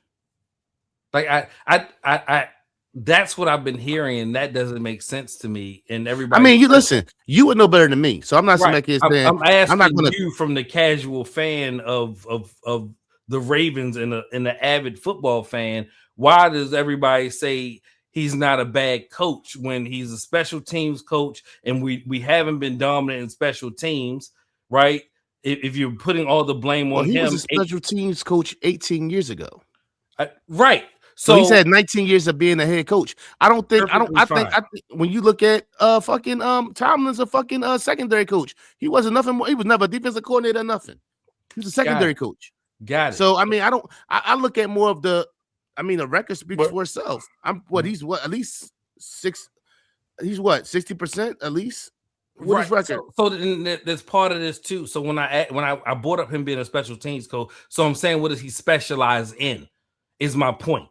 What do you focus on? What do you specialize in? We called him out 2 weeks ago for having the play sheet for the first time we didn't ever seen in 18 years. What do you specialize in? What is your forte? Leader. So now you got Ray Lewis, you had Ed Reed, you had Terrell Suggs, you had Joe Flacco, who was a completely serviceable quarterback, and then you got Lamar Jackson after that, and he can't take no responsibility for who Lamar Jackson is. So, like, where is his good coaching at? That's what I'm saying. Where is that at? You think so? You think you get the record he's got without being a good coach? Get what record? I'm asking you specifically. What are you referring to? Lamar Jackson. I'm going to his record. What Rel is saying is that what he's saying is you're giving Harbaugh credit for the success that the team has had, right? But he's been the beneficiary of having Hall of Fame players. Like Ed Reed is one of the greatest safeties to ever lace him up. You know what I'm saying? When you look at some of these other players that he's had, he's been the beneficiary. It's not necessarily anything. He's not creating a scheme that's making Lamar Jackson what he is. Lamar Jackson is who he is. Let me ask y'all this. So a coach that doesn't have a good record, we hold them like that their record plays a part in that. It's business. Somebody got to take the fall. Right. So, but that's what I'm saying. So it should be a thing. Why is it one way on the other side? Why is it one way on one side and one way on the other? Two things can be true and two things can be false. I'm specifically talking about John Harbaugh and what he's had.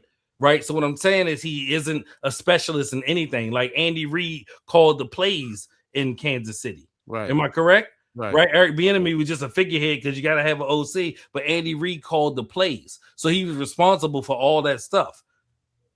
Right. Same thing. Like the formula in New England is we get a defensive minded coach and we bring in, you know what I'm saying, Josh McDaniel as the offensive coordinator. And that's our thing. Our coach's defense. And then we just figure out who's going to be the offensive coordinator that's going to get us the points we need. What he's saying is Harbaugh is good at a lot of things, but he's great at nothing.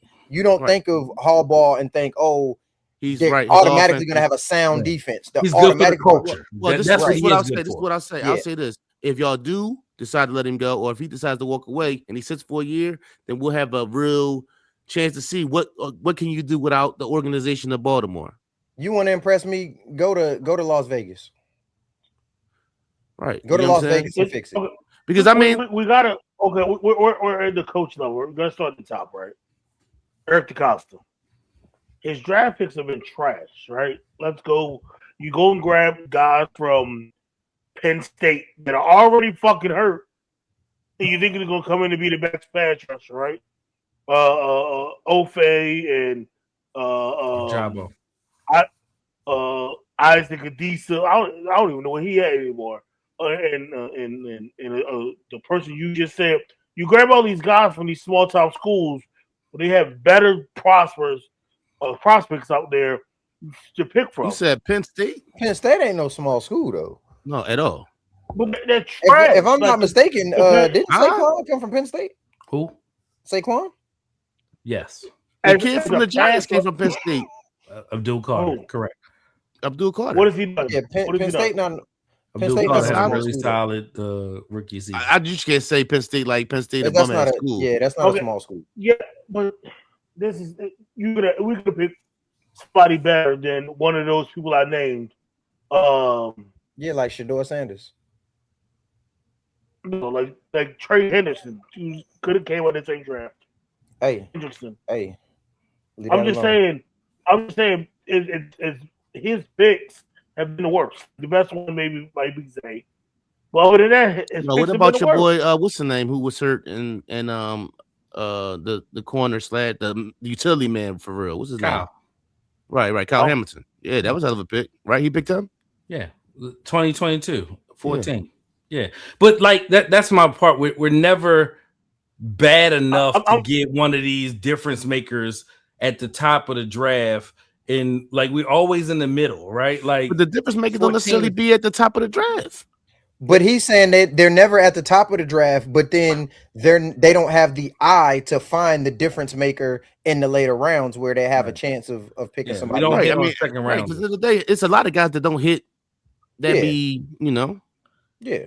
You had an 8th pick, and if you don't find a guy that fits what you got going on, collectively, I just don't think we do well enough to make the difference or the change. And the fact that you wasted Lamar Jackson's rookie deal and you didn't go out there, so you draft all these guys that you want to develop because we covered picks in Baltimore, right? Like that's our thing. We're going to get 4 compensatory picks, and we got 11 picks coming up in April this draft. But what are you going to do with them if there's nobody there to develop them? You got Zach Orr, who's a young, defensive coordinator. So you bring Dean Pease back, our old defensive coordinator. You bring Chuck Pagano back, our old defensive coordinator. Like, what are you doing? You're bringing all these people around this young guy, and they're still making piss poor decisions, and nobody can bring a rush. You can't get pressure with 4. You go trade for Draymond Jones out of Tennessee, but you don't make the splash play where you need to get somebody. You need a Max Crosby of the world. You need the Trey Hendersons of the world. You need somebody like Myles Garrett. You just can't grab Myles Garrett off anything, right? But there's people. Everson Griffin was out there. Like a lot of things. Everson Griffin from Minnesota back in the day. I would think that's the same draft as Dafi Ofe or Everson Griffin that played for Minnesota. Yes. Yeah. They didn't make a real push for Danielle Hunter. All that stuff. I'm just saying. You talking about years ago? Yeah. Yes, I'm saying. Okay.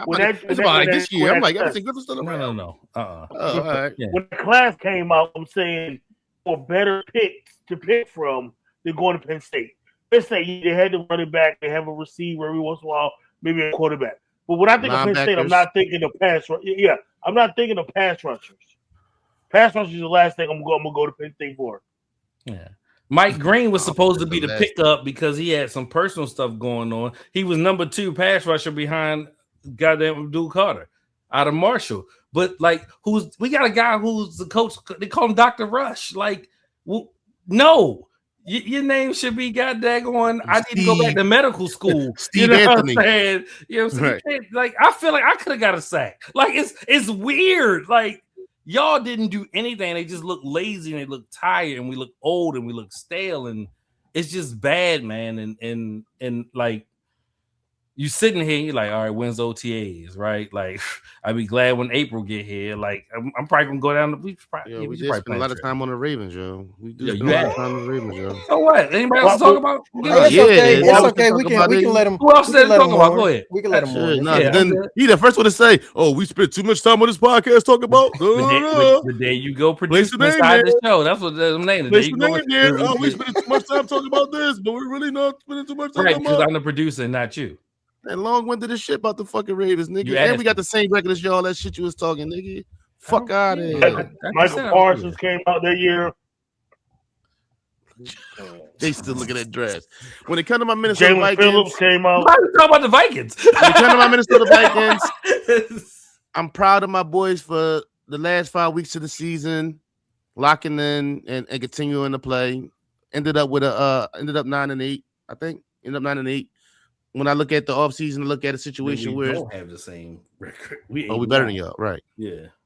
When I look at the situation, I hope that I got faith in JJ, but I think if you're a quarterback that becomes free, I might look at Minnesota as a place where I can go get my career restarted, like a Daniel Jones went to the Colts and got his thing back popping.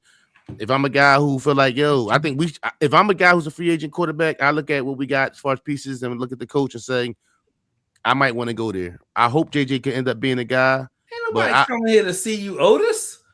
See how y'all niggas is? Get the fuck out of here. Y'all niggas is? Like I said, so end of the day, I hope we bring in a veteran quarterback to compete with JJ and see how it goes. But I think don't talk me to death. You said what? Who you want? Don't talk me to death. Who I want? There's nobody I'm on not the sure NFL who's roster, available. First name veteran, last name quarterback. Who do you want at quarterback? I want JJ. I want JJ if it works this out. Ain't gonna happen. But continue. I want. You see how negative? I can tell you who. I can tell you who I see it bring over there. No. Willis. Gino. No, Willis. Yeah. I'm not mad at that. I'm not mad at that. That might be. I'm not mad at that. Yeah. That right there is. And actually, when I see him, I thought that. But you got to say the JJ McCarthy project is up at that point, because you had to pay Malik Willis probably 20, 25. 2025 ain't bad when niggas is making 60. You're right. So that's why I say. So I mean, we gave you Malik. Give me another name. Knock it off. Mac Jones, yo. Mac Jones, yo. I keep thinking about Mac Jones. I don't want. Are you serious? Did you talking about Mac Jones? They used to play for the New England Patriots. So here's his confusion. Oh, you talking about Mac Jones? You talking about Mac Jones? Flame his ass up. They used to play in Alabama. What's my confusion? Huh? What's my confusion? You think Mac Jones is good because you got to see what he looks like in the system that everybody quarterback is good. So you said Mac Jones because he looked good when Brock Purdy got hurt out in San Francisco. But guess what? Everybody looks good in got daggone old boy's system. Everyone. Remember back when Jimmy Garoppolo? Remember? Yeah, remember that? Right. Yeah.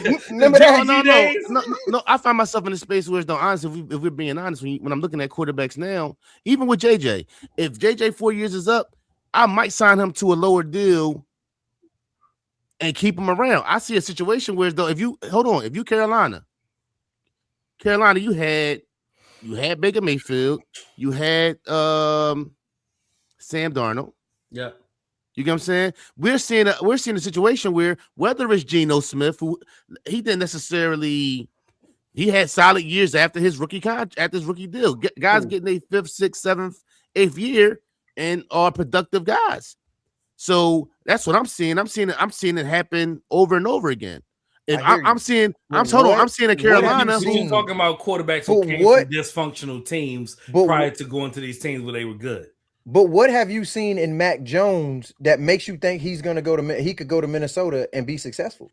I seen him in San Fran. I just gave you the point to San Francisco. Like win games, not commit turnovers. Everybody wins games and not commits turnovers in Kyle Shanahan's. Right. Okay. You said look what we had around him. All right. No, he didn't have Debo. Debo's in Washington. Yeah, Debo's in Washington. He's inaccurate. He's inaccurate, immobile, and he doesn't have a strong arm. And I seen him in San Francisco, not make mistakes, win games. Yeah, and he wasn't launching down the field of Juwan Jennings like that in Parasol, but that's what JJ needs. JJ needs somebody with an arm. Oh, you talking about Jettis? Yeah. Like I said, I hope it ends up being I forgot. I wasn't even realizing the quarterback. Right. There's only one JJ I acknowledge in Minnesota. But I hope it ends up being JJ McCarthy. But I even with when I hear talks of Carolina saying that when it comes to Bryce Young, we're not going to sign him for the 5th year. I think it would be foolish for them to let him walk out that door. When you've had the guys you've had come through there, when you can sign him to a 2-year and he make $20-25 million a year, and you see what he got still before you sit back here and start all over again, and you let so much time to walk out that door. I tell you what, he win that game this weekend, they're gonna sign him to a 5th year. But you gotta, that's the thing I saw. I thought maybe that's what I would do.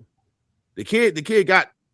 I just don't believe you can make that decision in the first 4 years and just give up on him. I would rather sign him to I'm not gonna give him a max deal or give him $60 million. I think they declined his 5th-year option because of the price of it, but I don't think they're not gonna sign him. Right. Franchise him. Right. I would definitely consider signing, like you said, $25 million is nothing. It's chump change. $30 million is chump change compared to what fucking $40 million is chump change to a quarterback compared to what guys is making. So I wouldn't be so quick to just give up on that situation. If you bring in Mac Jones and you give him $25 million for 1 year and it don't work out, as long as you ain't sign him to a 5-year deal, if what you're saying is true, then you know what it is already. But if you do that, you're going back to the draft.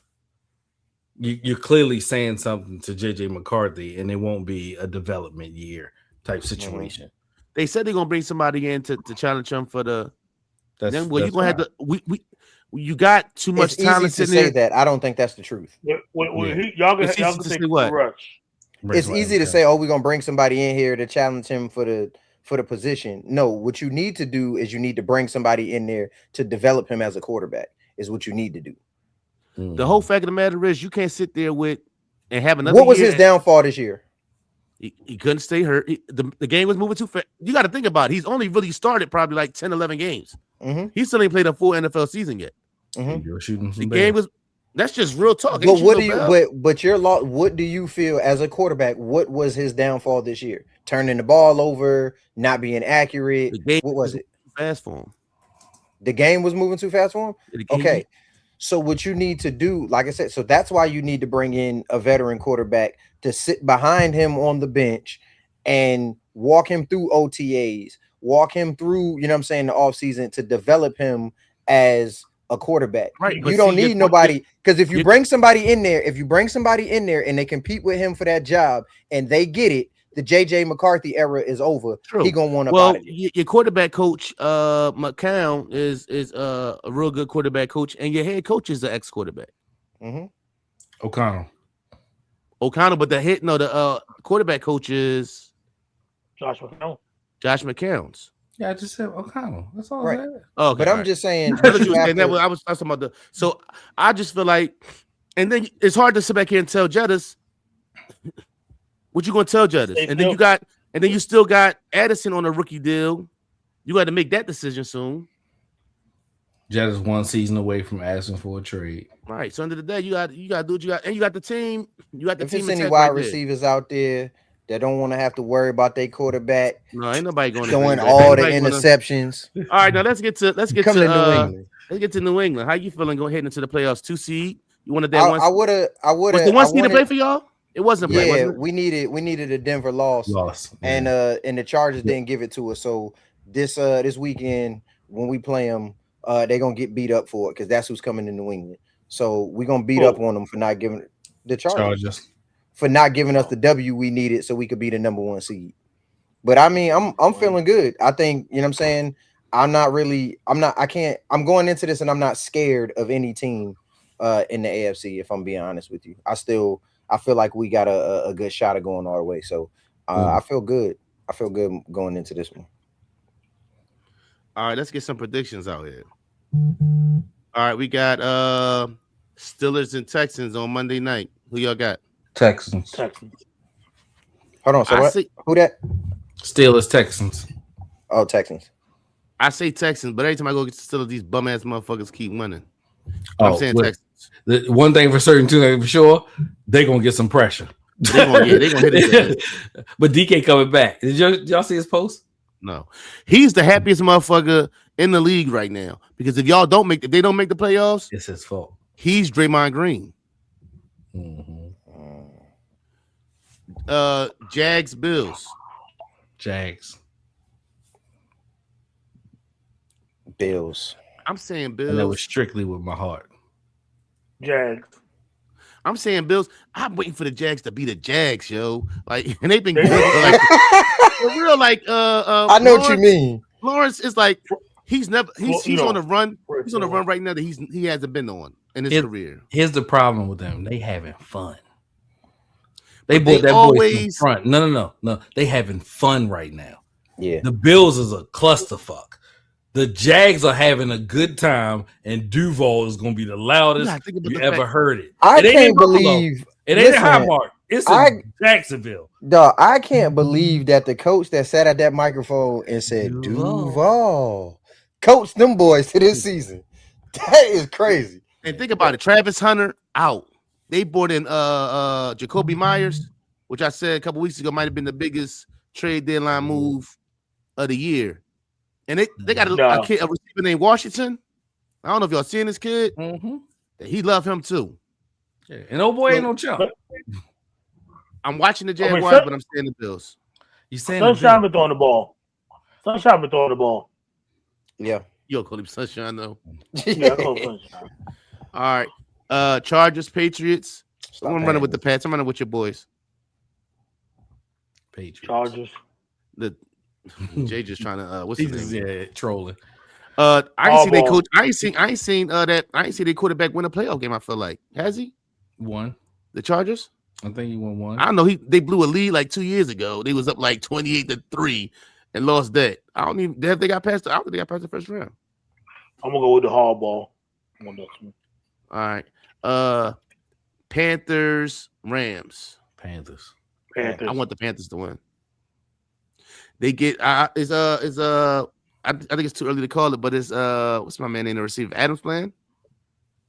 Devontae? I don't know. I don't think so. Okay. Eagles, Niners. I'm going with the Birds. I think that's gonna be the best game of the week. I think so too. I was shocked. I was shocked the Niners lost to Seattle, yo. I was not. It wasn't. It was in San Fran too. I think. Am I tripping? I don't think it was in Seattle. Was it in Seattle? Well, they played Santa Clara, not San Fran. No, that was San Fran there. I'm not confident in this pick, but I'm gonna go with the Eagles. But I'm not confident in that pick at all. I'm going Niners. I'm going Eagles. Bang bang Niner gang. Okay, Bears, Packers. Bears. The Bears. Packers, yo. Why? I'm going definitely go Packers. I'm sorry. I don't think the Bears ready. I don't think the Bears ready. It's the first year with the coach and everything. You got the Bears fucked up. I like them. Listen, yo, Jordan Love got like 4 receivers that when we played them, they got. And then what's the kid name? That can't stay healthy, but when he number 9, Christian Watson. When he not seen Caleb.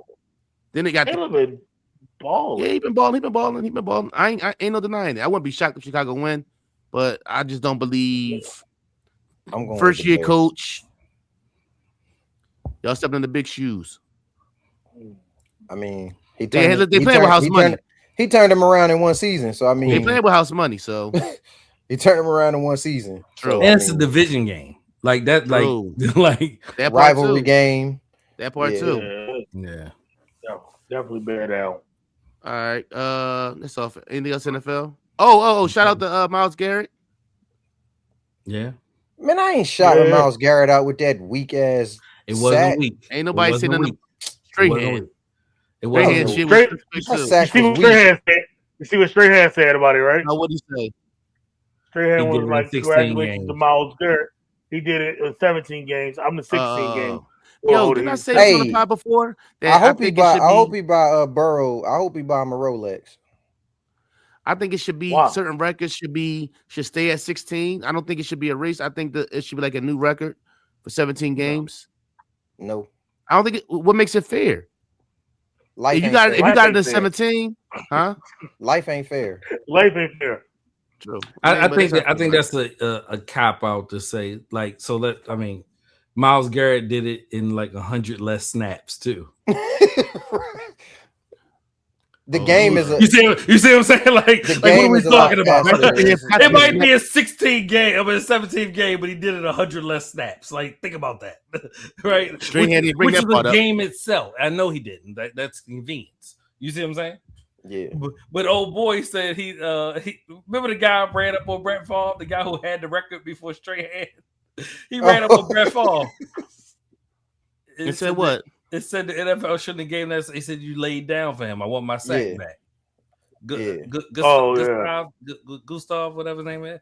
Yeah, he ran up on Brett went to go shake his hand on some, you know what I'm saying? Nice to meet you. He said, I want my sack back, pointing at him. You laid down for him. I don't think he laid down for him. I really don't.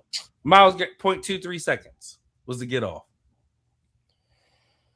It was weak.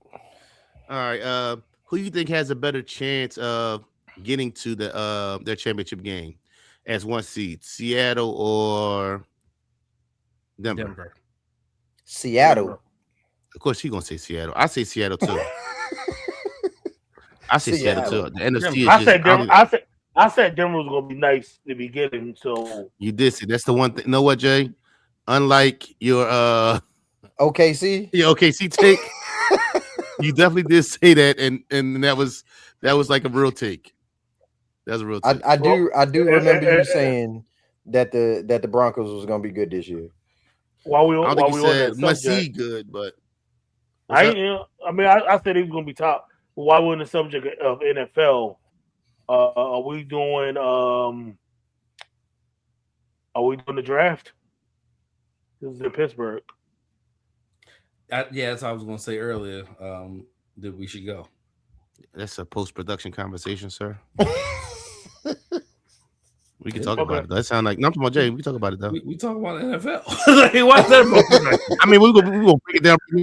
That ain't post-production. No, that's not problem. Oh, do we want to go to the draft together? Yes, that was the question. That's all I was asking. It's like no, you had to look like you made a no.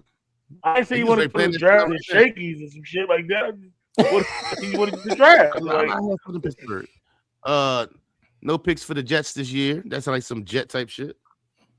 With a defensive head coach.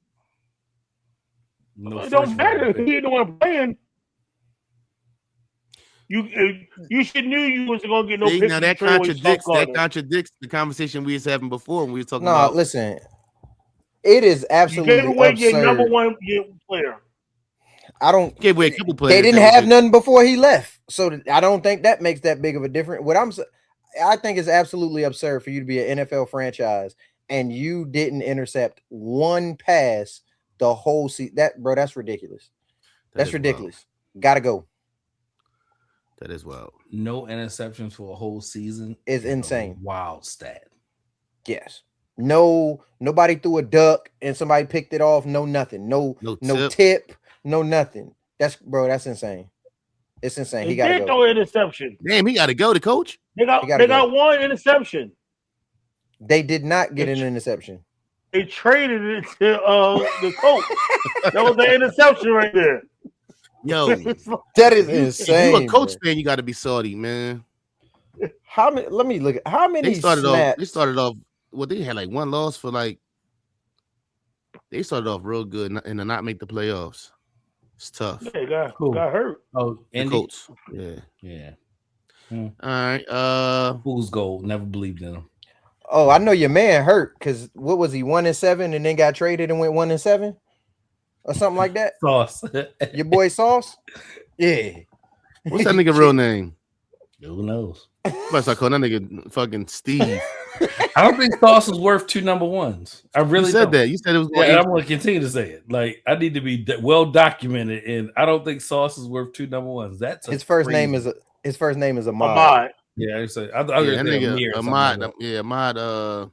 Yeah, Ahmad Gardner. Yeah, Ahmad Gardner. He like Ahmad Gardner. Anything else NFL?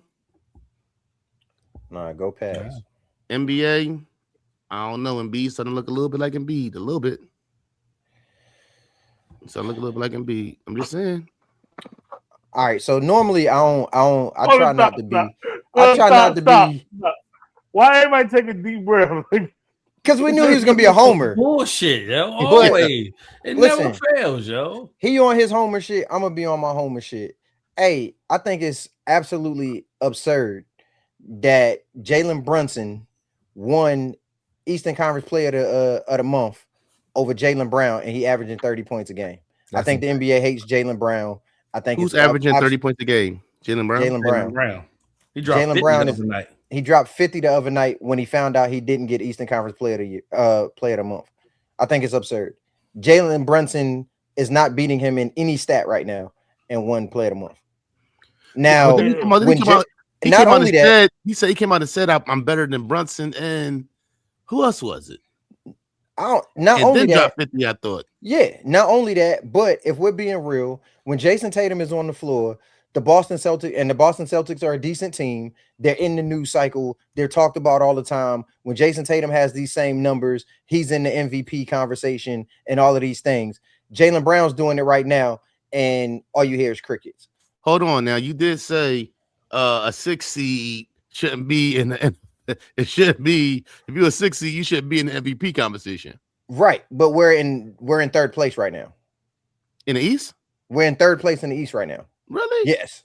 Yeah, exactly. You know why you don't know that? Because Jaylen Brown is leading the team and they're not in the news cycle. I'm just coming off vacation for a week. That's what that is, sir. No, but I'm just saying, I think there's something to that where if the Celtics was number 3 and Jason Tatum was averaging 30 points a game, we'd be talking about him for MVP. Jaylen Brown is doing it with a team, if I'm being real with you, a team that I was unsatisfied with when I looked at the roster beginning of the season, and they're in third place, and he's averaging 30 points a game, and he's not in the news cycle, and nobody's really saying his name. We all said, y'all basically, because I think I still watch a lot of hoops. That y'all started watching hoops till a certain point in the year, so maybe everybody's kind of left the Boston for dead and ain't necessarily realizing how good y'all.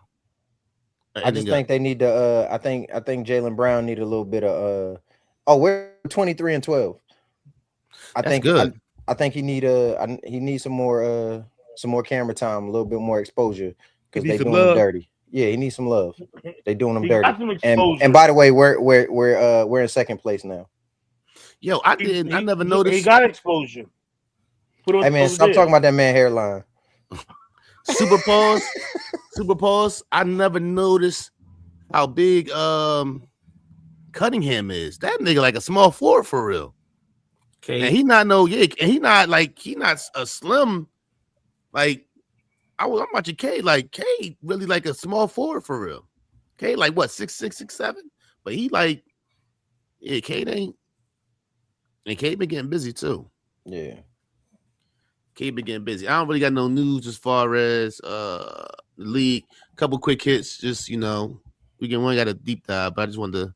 I've been having conversations with people, so I want to see what y'all think. Ja or Maxi? Just on the floor, not even I saw that their shit game. Pissed me the fuck off. Who the fuck are you talking to? Who asked that silly ass question? Somebody said Ja over Maxi, right? Why would you continue to have a conversation with them? Post that. Right, true.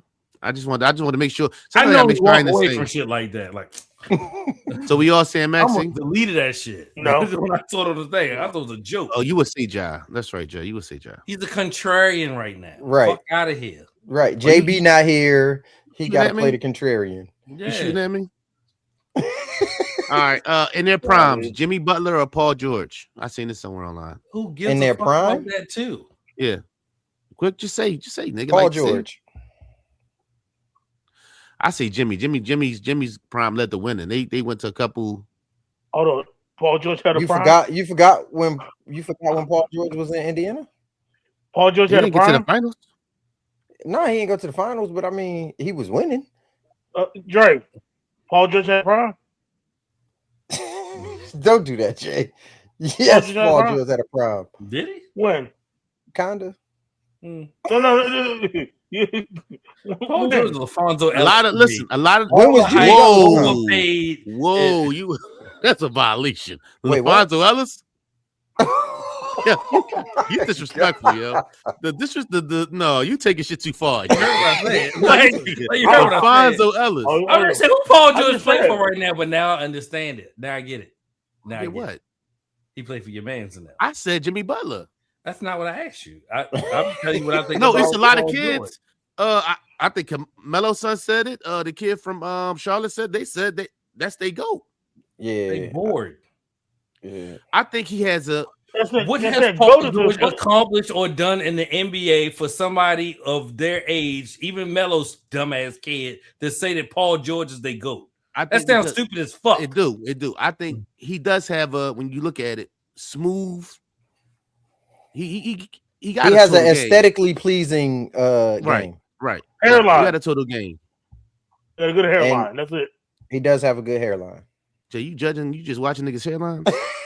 That's the best part about his Paul game. George highlights that they were watching to come to this to surmise that he has a smooth game. The 23 games a season he was playing.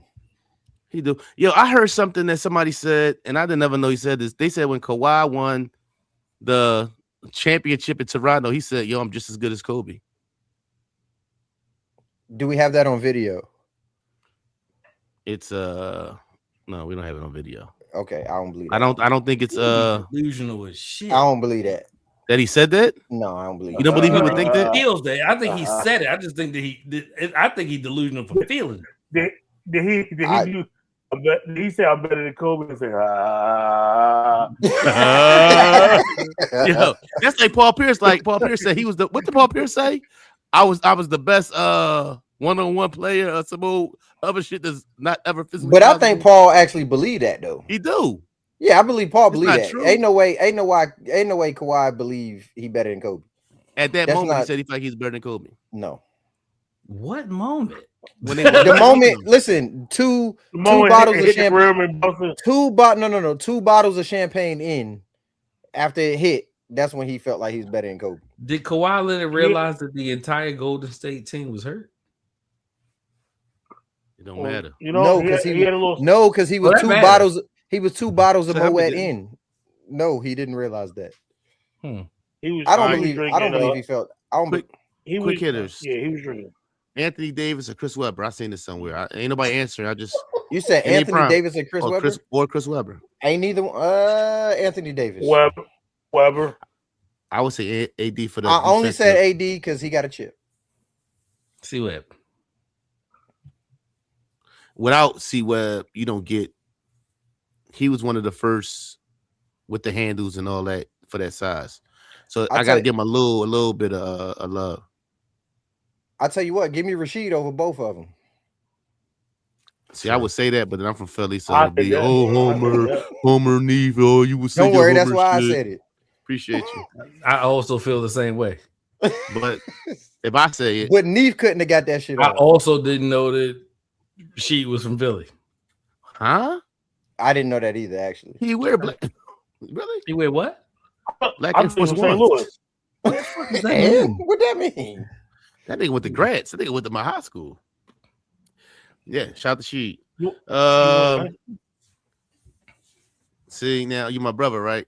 If somebody random would have said you went to high school, I would have said no. Well, I was going to say you went to high school with him, but no, I wasn't. Okay. But if somebody would have said, if I'd have said that, and somebody said, "Oh, you went to high school," and I would have said, "No, I went to your mother house." That's what I would have said to anybody else. Especially I was going to ask you, but you started going to the next question. You went to high school with him?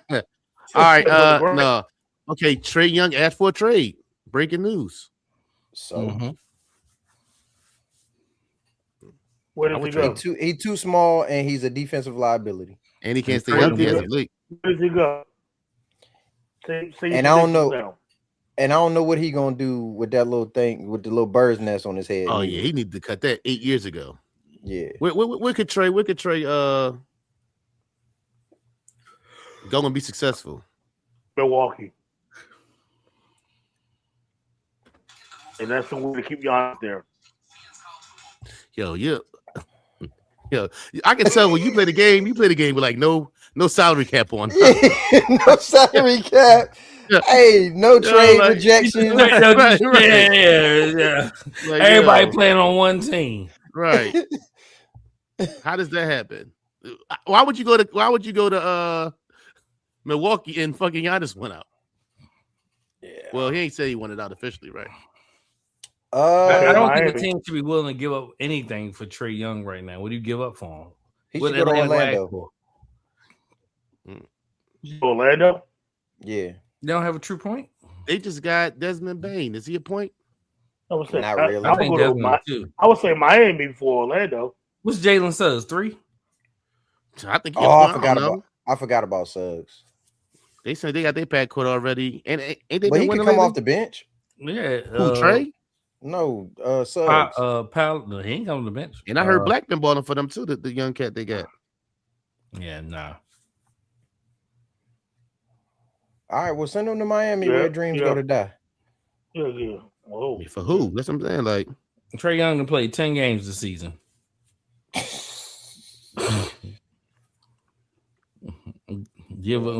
I trade him for a pack of double mint.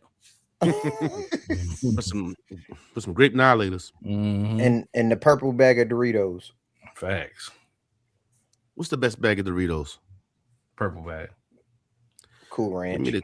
Yeah. Blue bag all day. They had a limited joint during the holidays. It was the Strangest Things collab. The who? Fire. Strangest Things collab. I've heard of Stranger Things. I ain't never heard of Strangest Things. Ain't that the name of the movie? Huh? Stranger Things. You said the Strangest Things. You said the strangest. The Strangest Things. You know that show on Netflix, The Strangest Things? You done caught the neat bug, nigga. You out here fucking up all your words. I ain't eat yet. Yeah. You ain't never eat. Yo, Jalen Rose. I'm looking at 3 or 4 men with gray. Like, bro, I looked at some old podcast shit. Bro, you grayed up. Jay got gray. I got gray. Jalen Rose still walking around here. Fucking. Don't do me like that, Neve. I got about 6 of them. Oh, I got 6. All right, well, Drake got some grays. I got a couple. Jalen Rose. That's because Jalen Rose owns stock in Beijing, man. He do. Even Shannon's Beijing in his joint. Man, that shit is weird. Come on, Jalen. Jalen, 50 some years old. Jalen, go, come on, let that at least do like my man Sean Stockman, get like a patch. At least get the patch or something. Like, come on, man, stop playing. I'm waiting for him to drop that new episode, that second part of that episode that he had with all the members from Boys to Men. He was talking about. It was waiting for him to drop that joint. I watched it. That was actually the first episode. That was actually the first episode I watched, was the one with Boys to Men, and then I ended up going back and watching the joint with 112. Now I like that. 112 good? It was okay. Yeah, it wasn't as good as the one with Boys to Men though. No, I gotta watch. I want to watch the R&B Money with Jill Scott. That just dropped. I was on R&B. She got a new album coming out too. Yeah. February 13th. Yeah. You know which one that was really good to Sean Stockman? TQ. TQ can still jam. Oh my god! Yeah, we already did this show. Start singing the TQ song. I don't remember that. I don't remember saying that. You start singing the TQ song, nigga. I'm gonna watch it. No, don't fucking do that. I'm gonna go back and watch it. You start singing the West Side shit. You start singing West Side. I don't remember. It wasn't on podcast because yes, it was on a private call. Dog, it was on the podcast, and he started singing, and he started talking about West Side. We just brought it up just now, and I just said, bro, oh God, bro, that's why I watch them all back. Why am I saying this? It wouldn't matter if I watched it all back. That don't mean I would remember that. And his brother passed away or something, right? I don't know any of that stuff. Yeah, I never saw the full episode. I only saw him sing. I don't know what you're talking about, Lee. I don't remember saying that. Oh, boy, listen, bro. On God, I'll go find it. Let me do it. Even if I did, what's the point? We talk about Sean Stockman. Right, then you bring up fucking TQ again. Like I said, TQ made the fucking pod. TQ can't get no love. Fuck no. That's real, man. We're about to turn that shit on right now. I was living in Cali. I am. Look at it. Flashback. Yeah, I lived in Cali for 7 years. You crazy? Okay. Straight West Coasting. All right. Shout out to TQ. Peep the Blizzards. Boom. Rest in peace to Isaiah Whitlock, aka Clay Davis. They're gonna do this to Clay, downtown Clay. Yeah, I was out here headed subpoenas, and they want to come over here talking about one look at my book. Clay to be snapping. How many times does someone have to be accused of something for you to believe that about them? What made me ask that was the whole thing with the Jim Jones and the whole not paying the whole thing with 50 and him not paying wherever they were staying at or whatever building they was using. The guy said he didn't get paid. Make me think about Max B saying he didn't get paid and a bunch of people saying he didn't get paid. How many times do you hear something about somebody and it'd be like, you know what? It got to be true. It can't be. How many? Just give me a number. Or does it vary on the situation? I think it depends on what it is that they're being accused of. Okay. And I think the source of the accusations matter too. Okay. Yeah. Like at this point, like for instance, at this point, whatever you tell me Mr. Sharp did, I believe it. Okay. Yeah. If you say something, oh, you know, Neef don't tip his barber, I'm not gonna believe it. Right. Like, you know what I mean? So it's certain things. No, but let's say if there's multiple people saying he don't tip, how many times do you got to hear that to be like, yo, you probably get something to that? Where there's smoke, there's fire. Yeah, it just depends who's coming from. I think it depends. Right. Yeah. And how well you know the person? Yeah. Exactly. Okay. Dame Dash auctions off Dame Dash Studios and sold it for $100.50.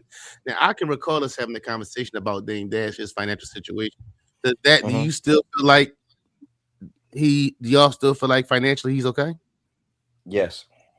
That sounds like offloading an asset to me. For $100.50? It sold at the auction for $100.50. Okay. I was just curious when I read that. Yeah. I'd be interested to see how much money that saved him in taxes. And what's in the studio? All the equipment might be gone. Just because his name was attached to it. I don't believe Dame Dash is broke. The fact that something with your name, so do you think before you put something like that into an auction, you have a gauge for what it might go for? Probably. So if you have a gauge for what it might go for, and you know no matter what your financial situation is, with their rumors being out there that it might be a problem with your financial situation, would you still sell it for that, knowing that how the look of it? When you agree to put your stuff on auction, you waive the ability to come back later and say, "Oh, nah, that wasn't enough." Yeah. Unless you set that in the beginning. Right. But I'm just saying, but it's not. So I don't think he knew that it was going to sell for $100 and whatever dollars or whatever you said. I don't think many people knew because you mean to tell me all I had to do was bid $102 to beat out somebody? Like, what are we talking about? Where's the studio at? And I think it was. I wish I'd have known about it. I don't think the actual studio. I think it's Dame Dash Studio, like his production company. Yeah, like the name. Oh, okay. Yeah, you think Dame Dash sold off? No, Dame Dash sold off his film company, Dame Dash Studios, at all. Correct. Yeah. So, it's just the name. Physical, it's the business. Brick and mortar studio. Yeah. Yeah. Okay. Yeah. All right. And I would also be interested to know what assets are in there as far as films. Right. Is Paper Soldiers in there? He's only gonna get what? You only gonna get what? $70? You also gonna take their fee. And I said the guy who bought it is somebody he owed money to. Oh, okay. That sounds like a play to me. Mm-hmm. Okay. That sounds like a play. Definitely. Yeah. A movie we should have got a part 2 of that we never did. For me, it was 18. 18 was good, yo. What the fuck? 18 was good. 18 was good, bro. Laugh at it. Dog, I swear to God, I didn't think you was supposed to say that. Or everything on my mama. 18 was good as shit, bro. You keep that's not a conversation that we having right now, yo. As an avid movie watcher, the last thing I expected you to say was the 18. 18, yo, because I was like, it was a good fucking movie, bro. Like, I was looking forward to part 2. Like, yo, that's what you get for them laughing at you. Like, it's just like y'all laughed at you when I said Leon. Ha ha ha ha ha. No, this ain't no. It ain't no Leon level. They ain't gonna be in his parent again. No, it's not. No Leon level. Then he said, "Niggas." I didn't say. So much confidence. Did I say niggas wanted to grow up and be the 18? I say no shit. Why are you always adding other stuff? That's what Jay said. Niggas wanted to be Leon when they was a kid. Nah, dog. Neef, I'm normally with you, bro, but all right. So name a movie that we got only one part of that we needed a part 2 of that we didn't get.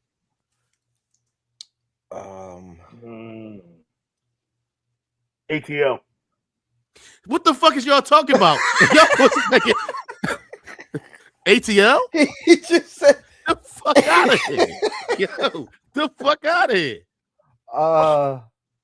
Just because you react that way didn't mean that it was like you. What validation were you thinking? I'm thinking off the top of my dome. Saying ATL was a better movie than 18? Yes. Yo, you wild. I didn't see 18, so I don't know. I'm gonna go with that makes it even funnier.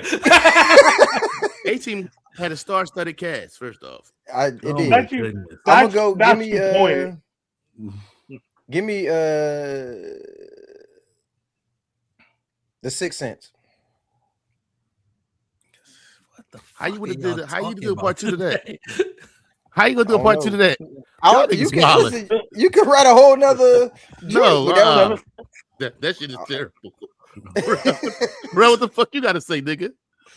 I don't know. No, I don't want to hear that shit. Nope. Oh, you know what? My mind is going blank. I got a million. Nigga, the fucking so when you seen Maxie vs. John on the list, you was pissed off, but you didn't see the rest of the list. I did. I just didn't do any research. You don't need to use that big ass head, nigga. Go in that motherfucking mind, nigga. I just said I was drawing blank. I got one. I got one.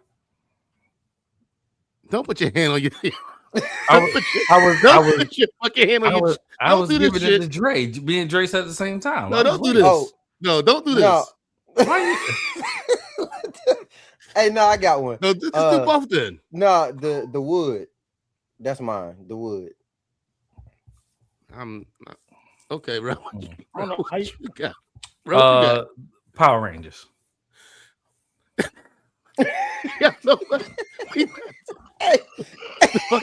the first one was good. Did you see it?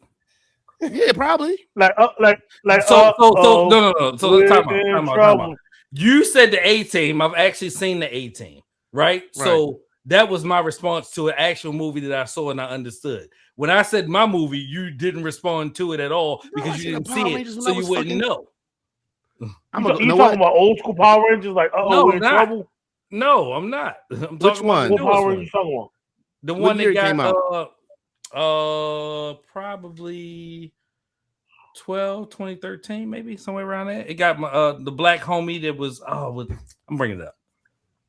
I'm about to watch that shit just so I can come on this motherfucking clowning. 2017. Dre watched. Yo, you be in the movies too much, yo. No, you watching fucking Power Rangers at 36. Fucking crazy. RJ Seiler is in it. That's the black dude. He played in you know who I'm talking about. Elizabeth Banks, Becky G. That cast is garbage. Becky G, that's the singer. Bryan Cranston plays Zordon. Do you not know Bryan Cranston? Never mind. All right, we're you don't know Bryan Cranston? You know what another movie is though? Dope. Walter White. I wish they made a second of that. Dope was a good movie. I wish they made a second. Dope. One more time.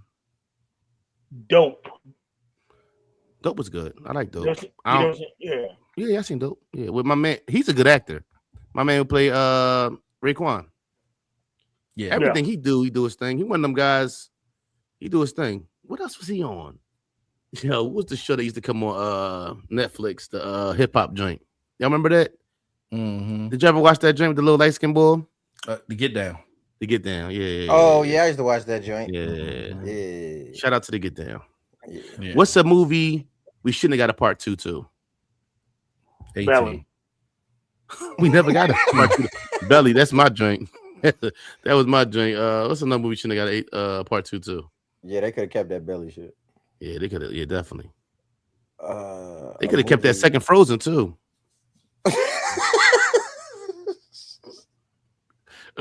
Real nigga shit. I had somebody try to tell me the second Frozen was good. Like, nah, it was good. Nah, I don't even remember the second Frozen like that. I know I watched it because I got girls, but I don't remember it like that. The first Frozen was a joint. I don't care how tough you is. Yeah, first joint. It was a joint. Jumper deserved a sequel. Oh, with Bruce Willis. That wasn't Jumper when his younger self came. Was that Jumper? No. You're talking about the joint with Josh Gordon-Levitt. Yeah. All right, what the fuck was the name of it? No, Jumper had Hayden Christensen in it and Samuel L. Jackson. I don't remember that. I thought that was called. You never seen Jumper? When you heard Jumper, I thought about that movie. No, and that's a movie when I see it on TV, I watch that, John. When the young boy had superpowers and all that. Any other movies y'all can think of that it shouldn't have made a part 2 to? Yeah. You talking about Looper? Looper, right. Looper, yeah. You need to get down. You ain't seen goddamn Jumper. You ain't seen goddamn Power Rangers. What's Jumper about? Jumper about the guy who can teleport. You know who Hayden Christian is? That ain't sound familiar. I'm probably definitely know if I see him. He played in Star Wars. He played Anakin Skywalker before he went bad. I ain't seen neither one of those movies that you said. Jay, what could they have kept a part 2? Oh, you said which is definitely fucking Belly 2 with the game in it. They could have kept that. Yeah, I'm with Jay on that one. All right. Justin Combs and Christian Combs doc series. Is that a good idea? They're doing a doc series on, I want to say, Zeus. Yeah, it's on Zeus. I don't think that's a good idea. For what? For what? I guess their experience doing the whole Diddy situation. I guess I think. Listen, everybody in their family to just shut up and just let this time pass and let that man come home. I agree. Just shut up. Just shut up and save your stories for the movie. Right. Stop beefing with 50. Just chill out. Yeah. Let it go. Take the L, regroup, and come back later. Yeah. Let me ask y'all this. What's too many motherfuckers in the jacuzzi? How big is the jacuzzi? Yeah, first that would be my question. The little spot we was in first. All right, so let's say first it was a bunch, like they had shut the pool down at one point. There was a bunch of motherfuckers. It was like 30 motherfuckers in the little jacuzzi, but we was outside. So me and T was outside in the jacuzzi. I was doing something with Bree. We was shooting or whatever. So I come in. We outside in the jacuzzi. I go in the jacuzzi. We chilling. So it's two boys together. Okay. I think it's a little like, can you and your homie be in the jacuzzi together? Yes. And ain't no women around? Yes. Yeah. But y'all gotta be on like different. If he on the other side, yeah. Right. Okay, cool. So for me, too many people in it. So if it's a average size jacuzzi, if I can't, because I'm one of them guys, I put my arms up on the jacuzzi when I'm in there. If I can't put my arms up, then it's probably too many people in there. Because I was in like, so T was in. All right, so T was in, I got in. T got out, and then one guy, older guy, come in, boom, and then a woman come in, and then the two boys who was together and the girl come in. So T kind of walks off. So you talking about strangers, right? So if it's two other strangers in there, I'm getting out. Right. So it was me. It was 5 other people in there, but T stepped off, and I just want to jump up because then it's like I'm freaking out that it's so many. So I was cool about it. I got chilled there for a minute, had a couple conversations. I probably in there like 10 more minutes, and then I got myself out of there. But I was just like, if I jump right out now and they just got in, it looks like I was uncomfortable with them or some in my head, something weird. I'm following my lady. Fuck though. Yeah, I mean, it was cool. We had a nice little conversation. They talked about there was some things that was going on that we hadn't did yet, and I was asked, like, so I got a little bit of information. It's like the water park, how that was, and got you certain things. Oh no, if we talking in the jacuzzi, I mean, if we talking in the jacuzzi and I got my personal space, I got elbow room. I'm good with strength. But 5 other people, it's 7. That's 7. But you don't know. How's that? If it's 5 other people plus that's not 7, Jay. That's 6. And you said T.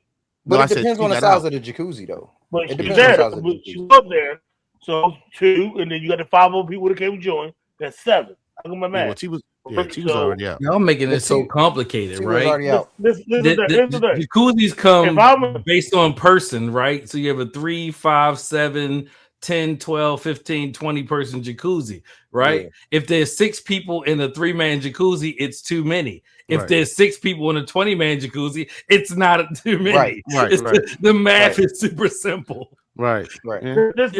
So if I'm in the jacuzzi and my man's in the jacuzzi, and my shorty get in and his shorty get in, that's max. No one else is getting in there. How you gonna tell them?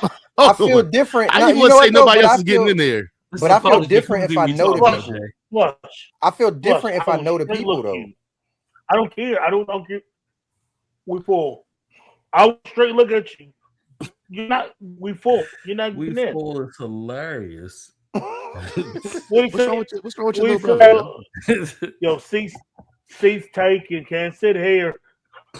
Well, you can't. You can't see Jay's shoulders in the frame, so I can understand why he'd be like, "Yo, it's only 3 more people getting in here." Right. What they gonna say? Yeah. All right. I keep the pistol right. But if we in a 20-man, it's had a pistol in a jacuzzi. Where the 40 at in the jacuzzi, yo? Oh my God, brother, 40 in a jacuzzi. Come on, man. 40 calories. I take that everywhere I go. I do not leave home. I was in the DMV today with that motherfucker on. Jay, you got to chill. All right. I need a moment.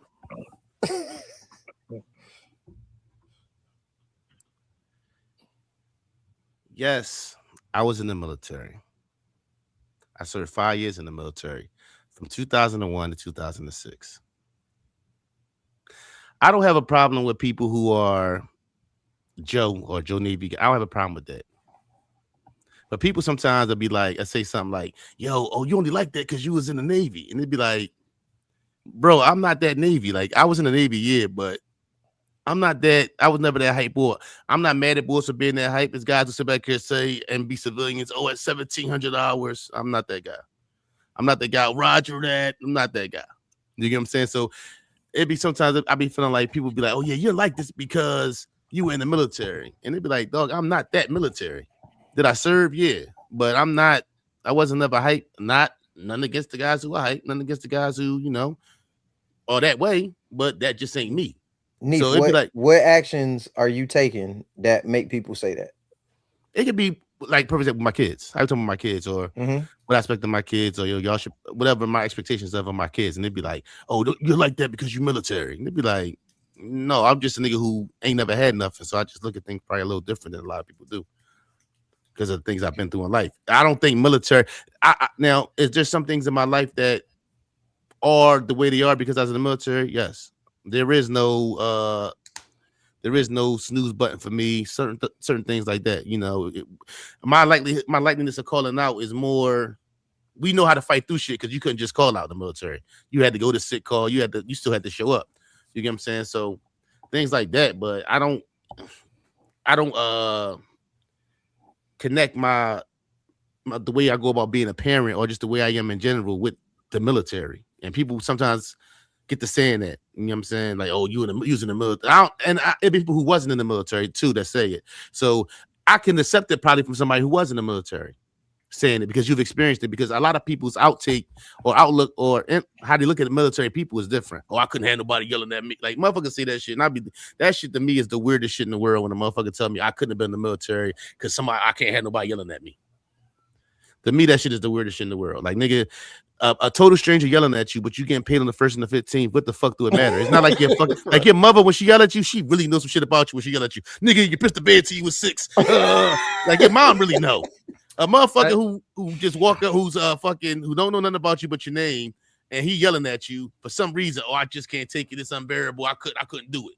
And I just don't get that shit. Yeah, I don't think that I didn't get yelled at much in the military outside of boot camp. Like, motherfuckers watch fucking Full Metal Jacket or some shit. Right. So I was like, I mean, outside of them actually training you to do a thing, and that's just part of the game. I didn't get yelled at much post. Y'all in the fucking Navy. The fuck out of here. I'm not sure. Y'all not gonna get yelled at, you fucking sensitive branch. The second sensitive branch of the fucking military. I said what I said. You think the Navy is the second most sensitive branch in the military? Well, on a weirdo chart, what do you think y'all fall? Fucking solid question. On a what? I didn't grow up in a kinder, gentler Navy, so I'm not sure. Me either. Because when I joined the Navy and I got to the Ike, I watched people get hands put on them because they ain't do what they were supposed to do. Let's walk down the storeroom. Yeah. So all body blows. You know what I'm saying? We call that wall-to-wall counseling in the Army. Wall-to-wall counseling. We used to call it too. We call it storeroom counseling. Yeah. Fuck all that. We in the club. We in the club. Y'all in the club. Who you think got it popping? Not y'all. Y'all niggas is weird. Y'all niggas in there with your fucking fatigues on, weird shit. Y'all niggas doing too much. Cussing shit. Hey, they had the full fit on with the work boots. If it's my dude versus your dudes, your Navy dudes, we throw y'all niggas out the window. To bump your head, man. Little man. Hey, little man. Little man a beer. Drake, Zanzibar? Pipeline? Hawaii? Yeah. Jay, I hear everything you saying, but I know a lot of big motherfuckers in the Navy. Yo, like a lot of them. This is my twist. Just because you a big motherfucker don't mean you can fight. DK Metcalf. I wasn't inside. You know how many big ass white boys I'd have told, yo, dog, I'd knock you the fuck out of here. Jay, we're gonna let you have it, Jay. We're gonna let you have it. But pause, you let me have it because it's your fucking truth. Jay. Little man. You know what? I'll put it to you like this, Jay. Here's how I'm gonna squash that. Jay, name one person you know in the Navy that's a sucker. I got 3 of them right here. What the fuck you mean? Yeah. This is my twist. No, it's crazy. Listen, I'm gonna tell you the real difference between me, us, and y'all. You see how you went to fighting? I didn't say that. I said who getting it popping. I'm talking about we getting the shorties. See, y'all mentality ain't even where it's supposed to be at. Oh no. Y'all in the club worried about No, y'all in the club worried about No. what other bulls looking at you and I all got that. I listen. I never been. Listen, hold on. When a big head nigga like you say popping, I'm like, all right, I'm gonna hold on. See, nope. I never been in the club like, yo, they looking at us as far as bulls. I never worried about bulls looking at us. See, we different. We come from y'all some they in here. I ain't even worried about no man in no club. Now, if I'm in a bar in the hood, I'm worried about a man. That's different. When they ain't got no security at the door. I'm watching how men move. Gotta be careful with the clock. You better worry about Jody. No, it depends. I ain't worried about none of that. But the whole fact of the matter, see, but y'all mentality different. Y'all somebody can't worry about other men. I ain't worried about no other men. That's never been my cup of tea. We had to worry about the women because we had the best. We had one, when you come back, man. You said y'all had the best what? The best what? Yeah, it was broke up a little bit. I want to hear what you had to say. Cars. See, another thing. Cars. I ain't had no car. Y'all got the women. No car. Y'all got the women. Still got a pop. No, we had y'all women too. That's what you call Joe. Oh, see, he forgot we was up there at Fort Eustis. Across the board. You forgot that. Okay. Across the board. Y'all, you worry about the wrong things. Who got the best car? It don't matter. If she come home with me, it don't matter. Put little man to sleep. Come holler at me. Hey, you took the words out of my mouth. Go rock through Huntington Hall real quick. Go rock little man to sleep real quick. Come holler at me. Ain't no rush. And look, you can go back over there. Go back over there too. Nah. Listen, he needs you. Nah. He love you. No. I can tell he love you. I can tell. He really love you. He really love you. Pack a bag. No, pack a bag. Look, he buy stuff for you. He cut you the check. No, he love you, girl. This is what I tell him. I'm no good for you. I'm gonna tell him pack a bag. I'm no good for you. I'm not pack a bag and bring your card because I need the independence card. Oh my God, you so Philly. What is a John? What is a John? What is that? Oh my God. Oh my God, what is a John? You said, why am I drawing? Wow. Hey Jay. Fucking layup. Right on what I'm talking about. Yeah. EBT card used to be called independence cards. Oh, all right. Yeah, so I in this military I don't know why people be acting like, oh, everything you do because you're in the Navy. Like, because you do everything with respect and discipline, and a lot of civilian people don't have that. When you tell time, do you say it regular or you say it military? I say regular, dog.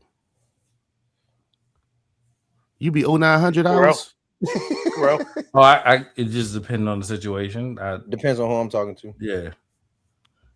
Yeah, I'm saying to me. My phone is in military, my car's in military. Oh, definitely. Mine too. This nigga. Yeah. I mean, but exactly what you said. I got conditioned. I had to have it that way. I'm just giving you a hard time. Fine. I said that at the beginning. If that's how you live. 2238. Let's get it together. Come on. All right. Y'all wore Short John? Y'all wore Short John? Y'all wore Sean John? Yeah.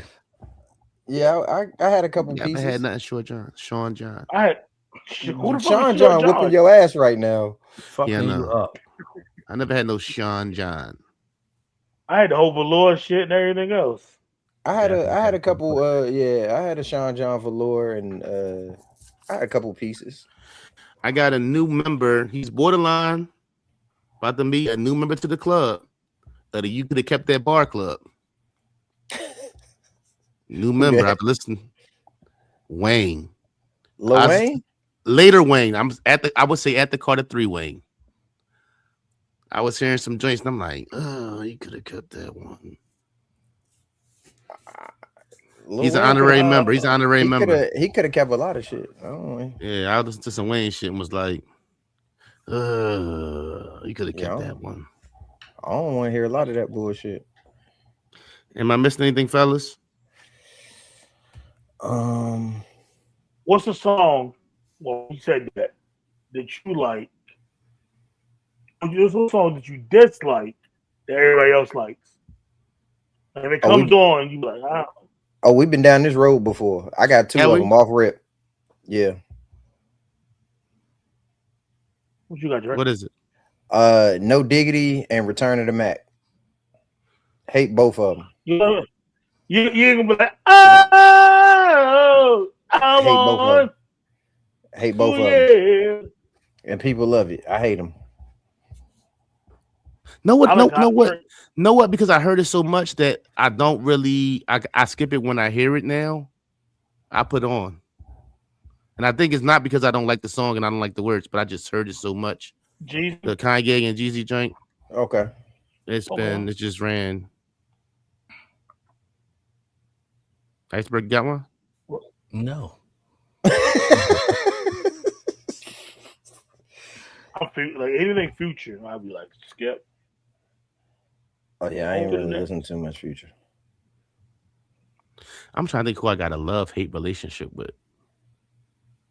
Is it an artist that you got a love-hate relationship with? Like sometimes it depends on what mood you in. But if you really not feeling them, you really, really not feeling them. Eminem. I ain't mad at that. I'm never feeling him. I'm never feeling YG. Never. Never feeling YG. I don't know why anybody would ever like YG. Mr. Tooted and Booted? Maybe that's it. Yeah. Oh well, East Coast. I can go fucking Raekwon, fucking Ghostface. Wow. Jesus Christ. No, maybe not purple tape shit, but anything after that, yeah, I'm cool. Ghostface, anything after that. Really? Any after that early shit, yeah. Damn, Gucci. All right, well since we there, like okay, Gucci. so who is somebody that people consider a legend that you don't like? Gucci. No, only thing on Gucci I like that the Lemonade the album with Lemonade on it. The one that had his name in the title. Roger Davis. That album was hot. Other than that, I'm cool. I mean that wasn't Lemonade though. Yeah, Lemonade was on that album. I don't really get down with Gucci either. Lemonade was, believe me, I think Lemonade was on that album. Freaky Girl. I don't know if Freaky Girl's on that album. That's my shit too. No, I think that's I'm a best. He could have kept that. I was mad he was on MC Hammer. I was mad he was on Rick Ross MC Hammer. I would have took a third verse from Rick Ross before Gucci on there. French Montana could have kept that verse on No Scheming. Oh, of course. Shit, Rick Ross could have kept that verse on No Scheming. Okay, those was throwaway verses. It's only Drake on that song. I listen, listen, that verse was so dope. If I had a dope verse on it, I would have put some bullshit on there. See that. Y'all heard they trying to deport Nicki Minaj, right? Y'all heard that? Mm-hmm. Petition to get numbers up. Y'all signed a petition. I didn't think about her. She going to Venezuela. Oh, yo, a love-hate relationship. I do not get the Nicki Minaj hype. No, but the later, especially with Young Money, I take Nicki before Young Money. I'm cool off on Nika. Man, I'm good off that. That wasn't my cup of tea. Waka Flocka. Cool off him too. He had a couple little joints. I ain't gonna hold you. Except the no. Know who they pump up and I think because he passed away. But what's my man name from New York? I thought you were say something crazy. No, from New York. You said from New York. Miguel from New York. No, my bad. Oh, no, you talking about you talking about my man Pop Smoke.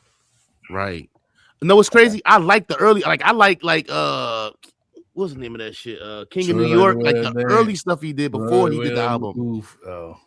Before he did that, when he did the album, I was like, I ain't like none of that shit. What you say, bro? Like the way I did. Like the way I move. Oh, Dior was Dior was all right. Yeah. She made a pop for it. That shit was all right, though. Dior still go off right now. Yeah, but the album shit, I didn't like all that shit. I thought you were going to say Nip. I was like, oh. Nah. That's what I thought he was going to say. I thought like, Dior. Neef. It wouldn't have been no coming back from that, Neef. No. No, who else? Coming back from Rowdy Rich, yo. That song, I did not like that shit, yo. I never liked it ever, yo. For real? Never liked it ever. The box, that's another tune. Yes. The box that's the song that everybody liked, and I couldn't even. As soon as I hear that fucking beat, I'm skipping that shit. Bitch, wouldn't wear those shoes in my house. That's a hot bar, Jay. Yeah, it was. This is bro episode 213. Well, he got somewhere to be. I got you can tell his being doing this shit. And I had the piece of 9:15. like I'm like, Roddy, in the podcast, Flush, man. Bless to God. All right, man. I love y'all, man. Love y'all. Love y'all, boys. Yo. This nigga ready to end, boy. We better end.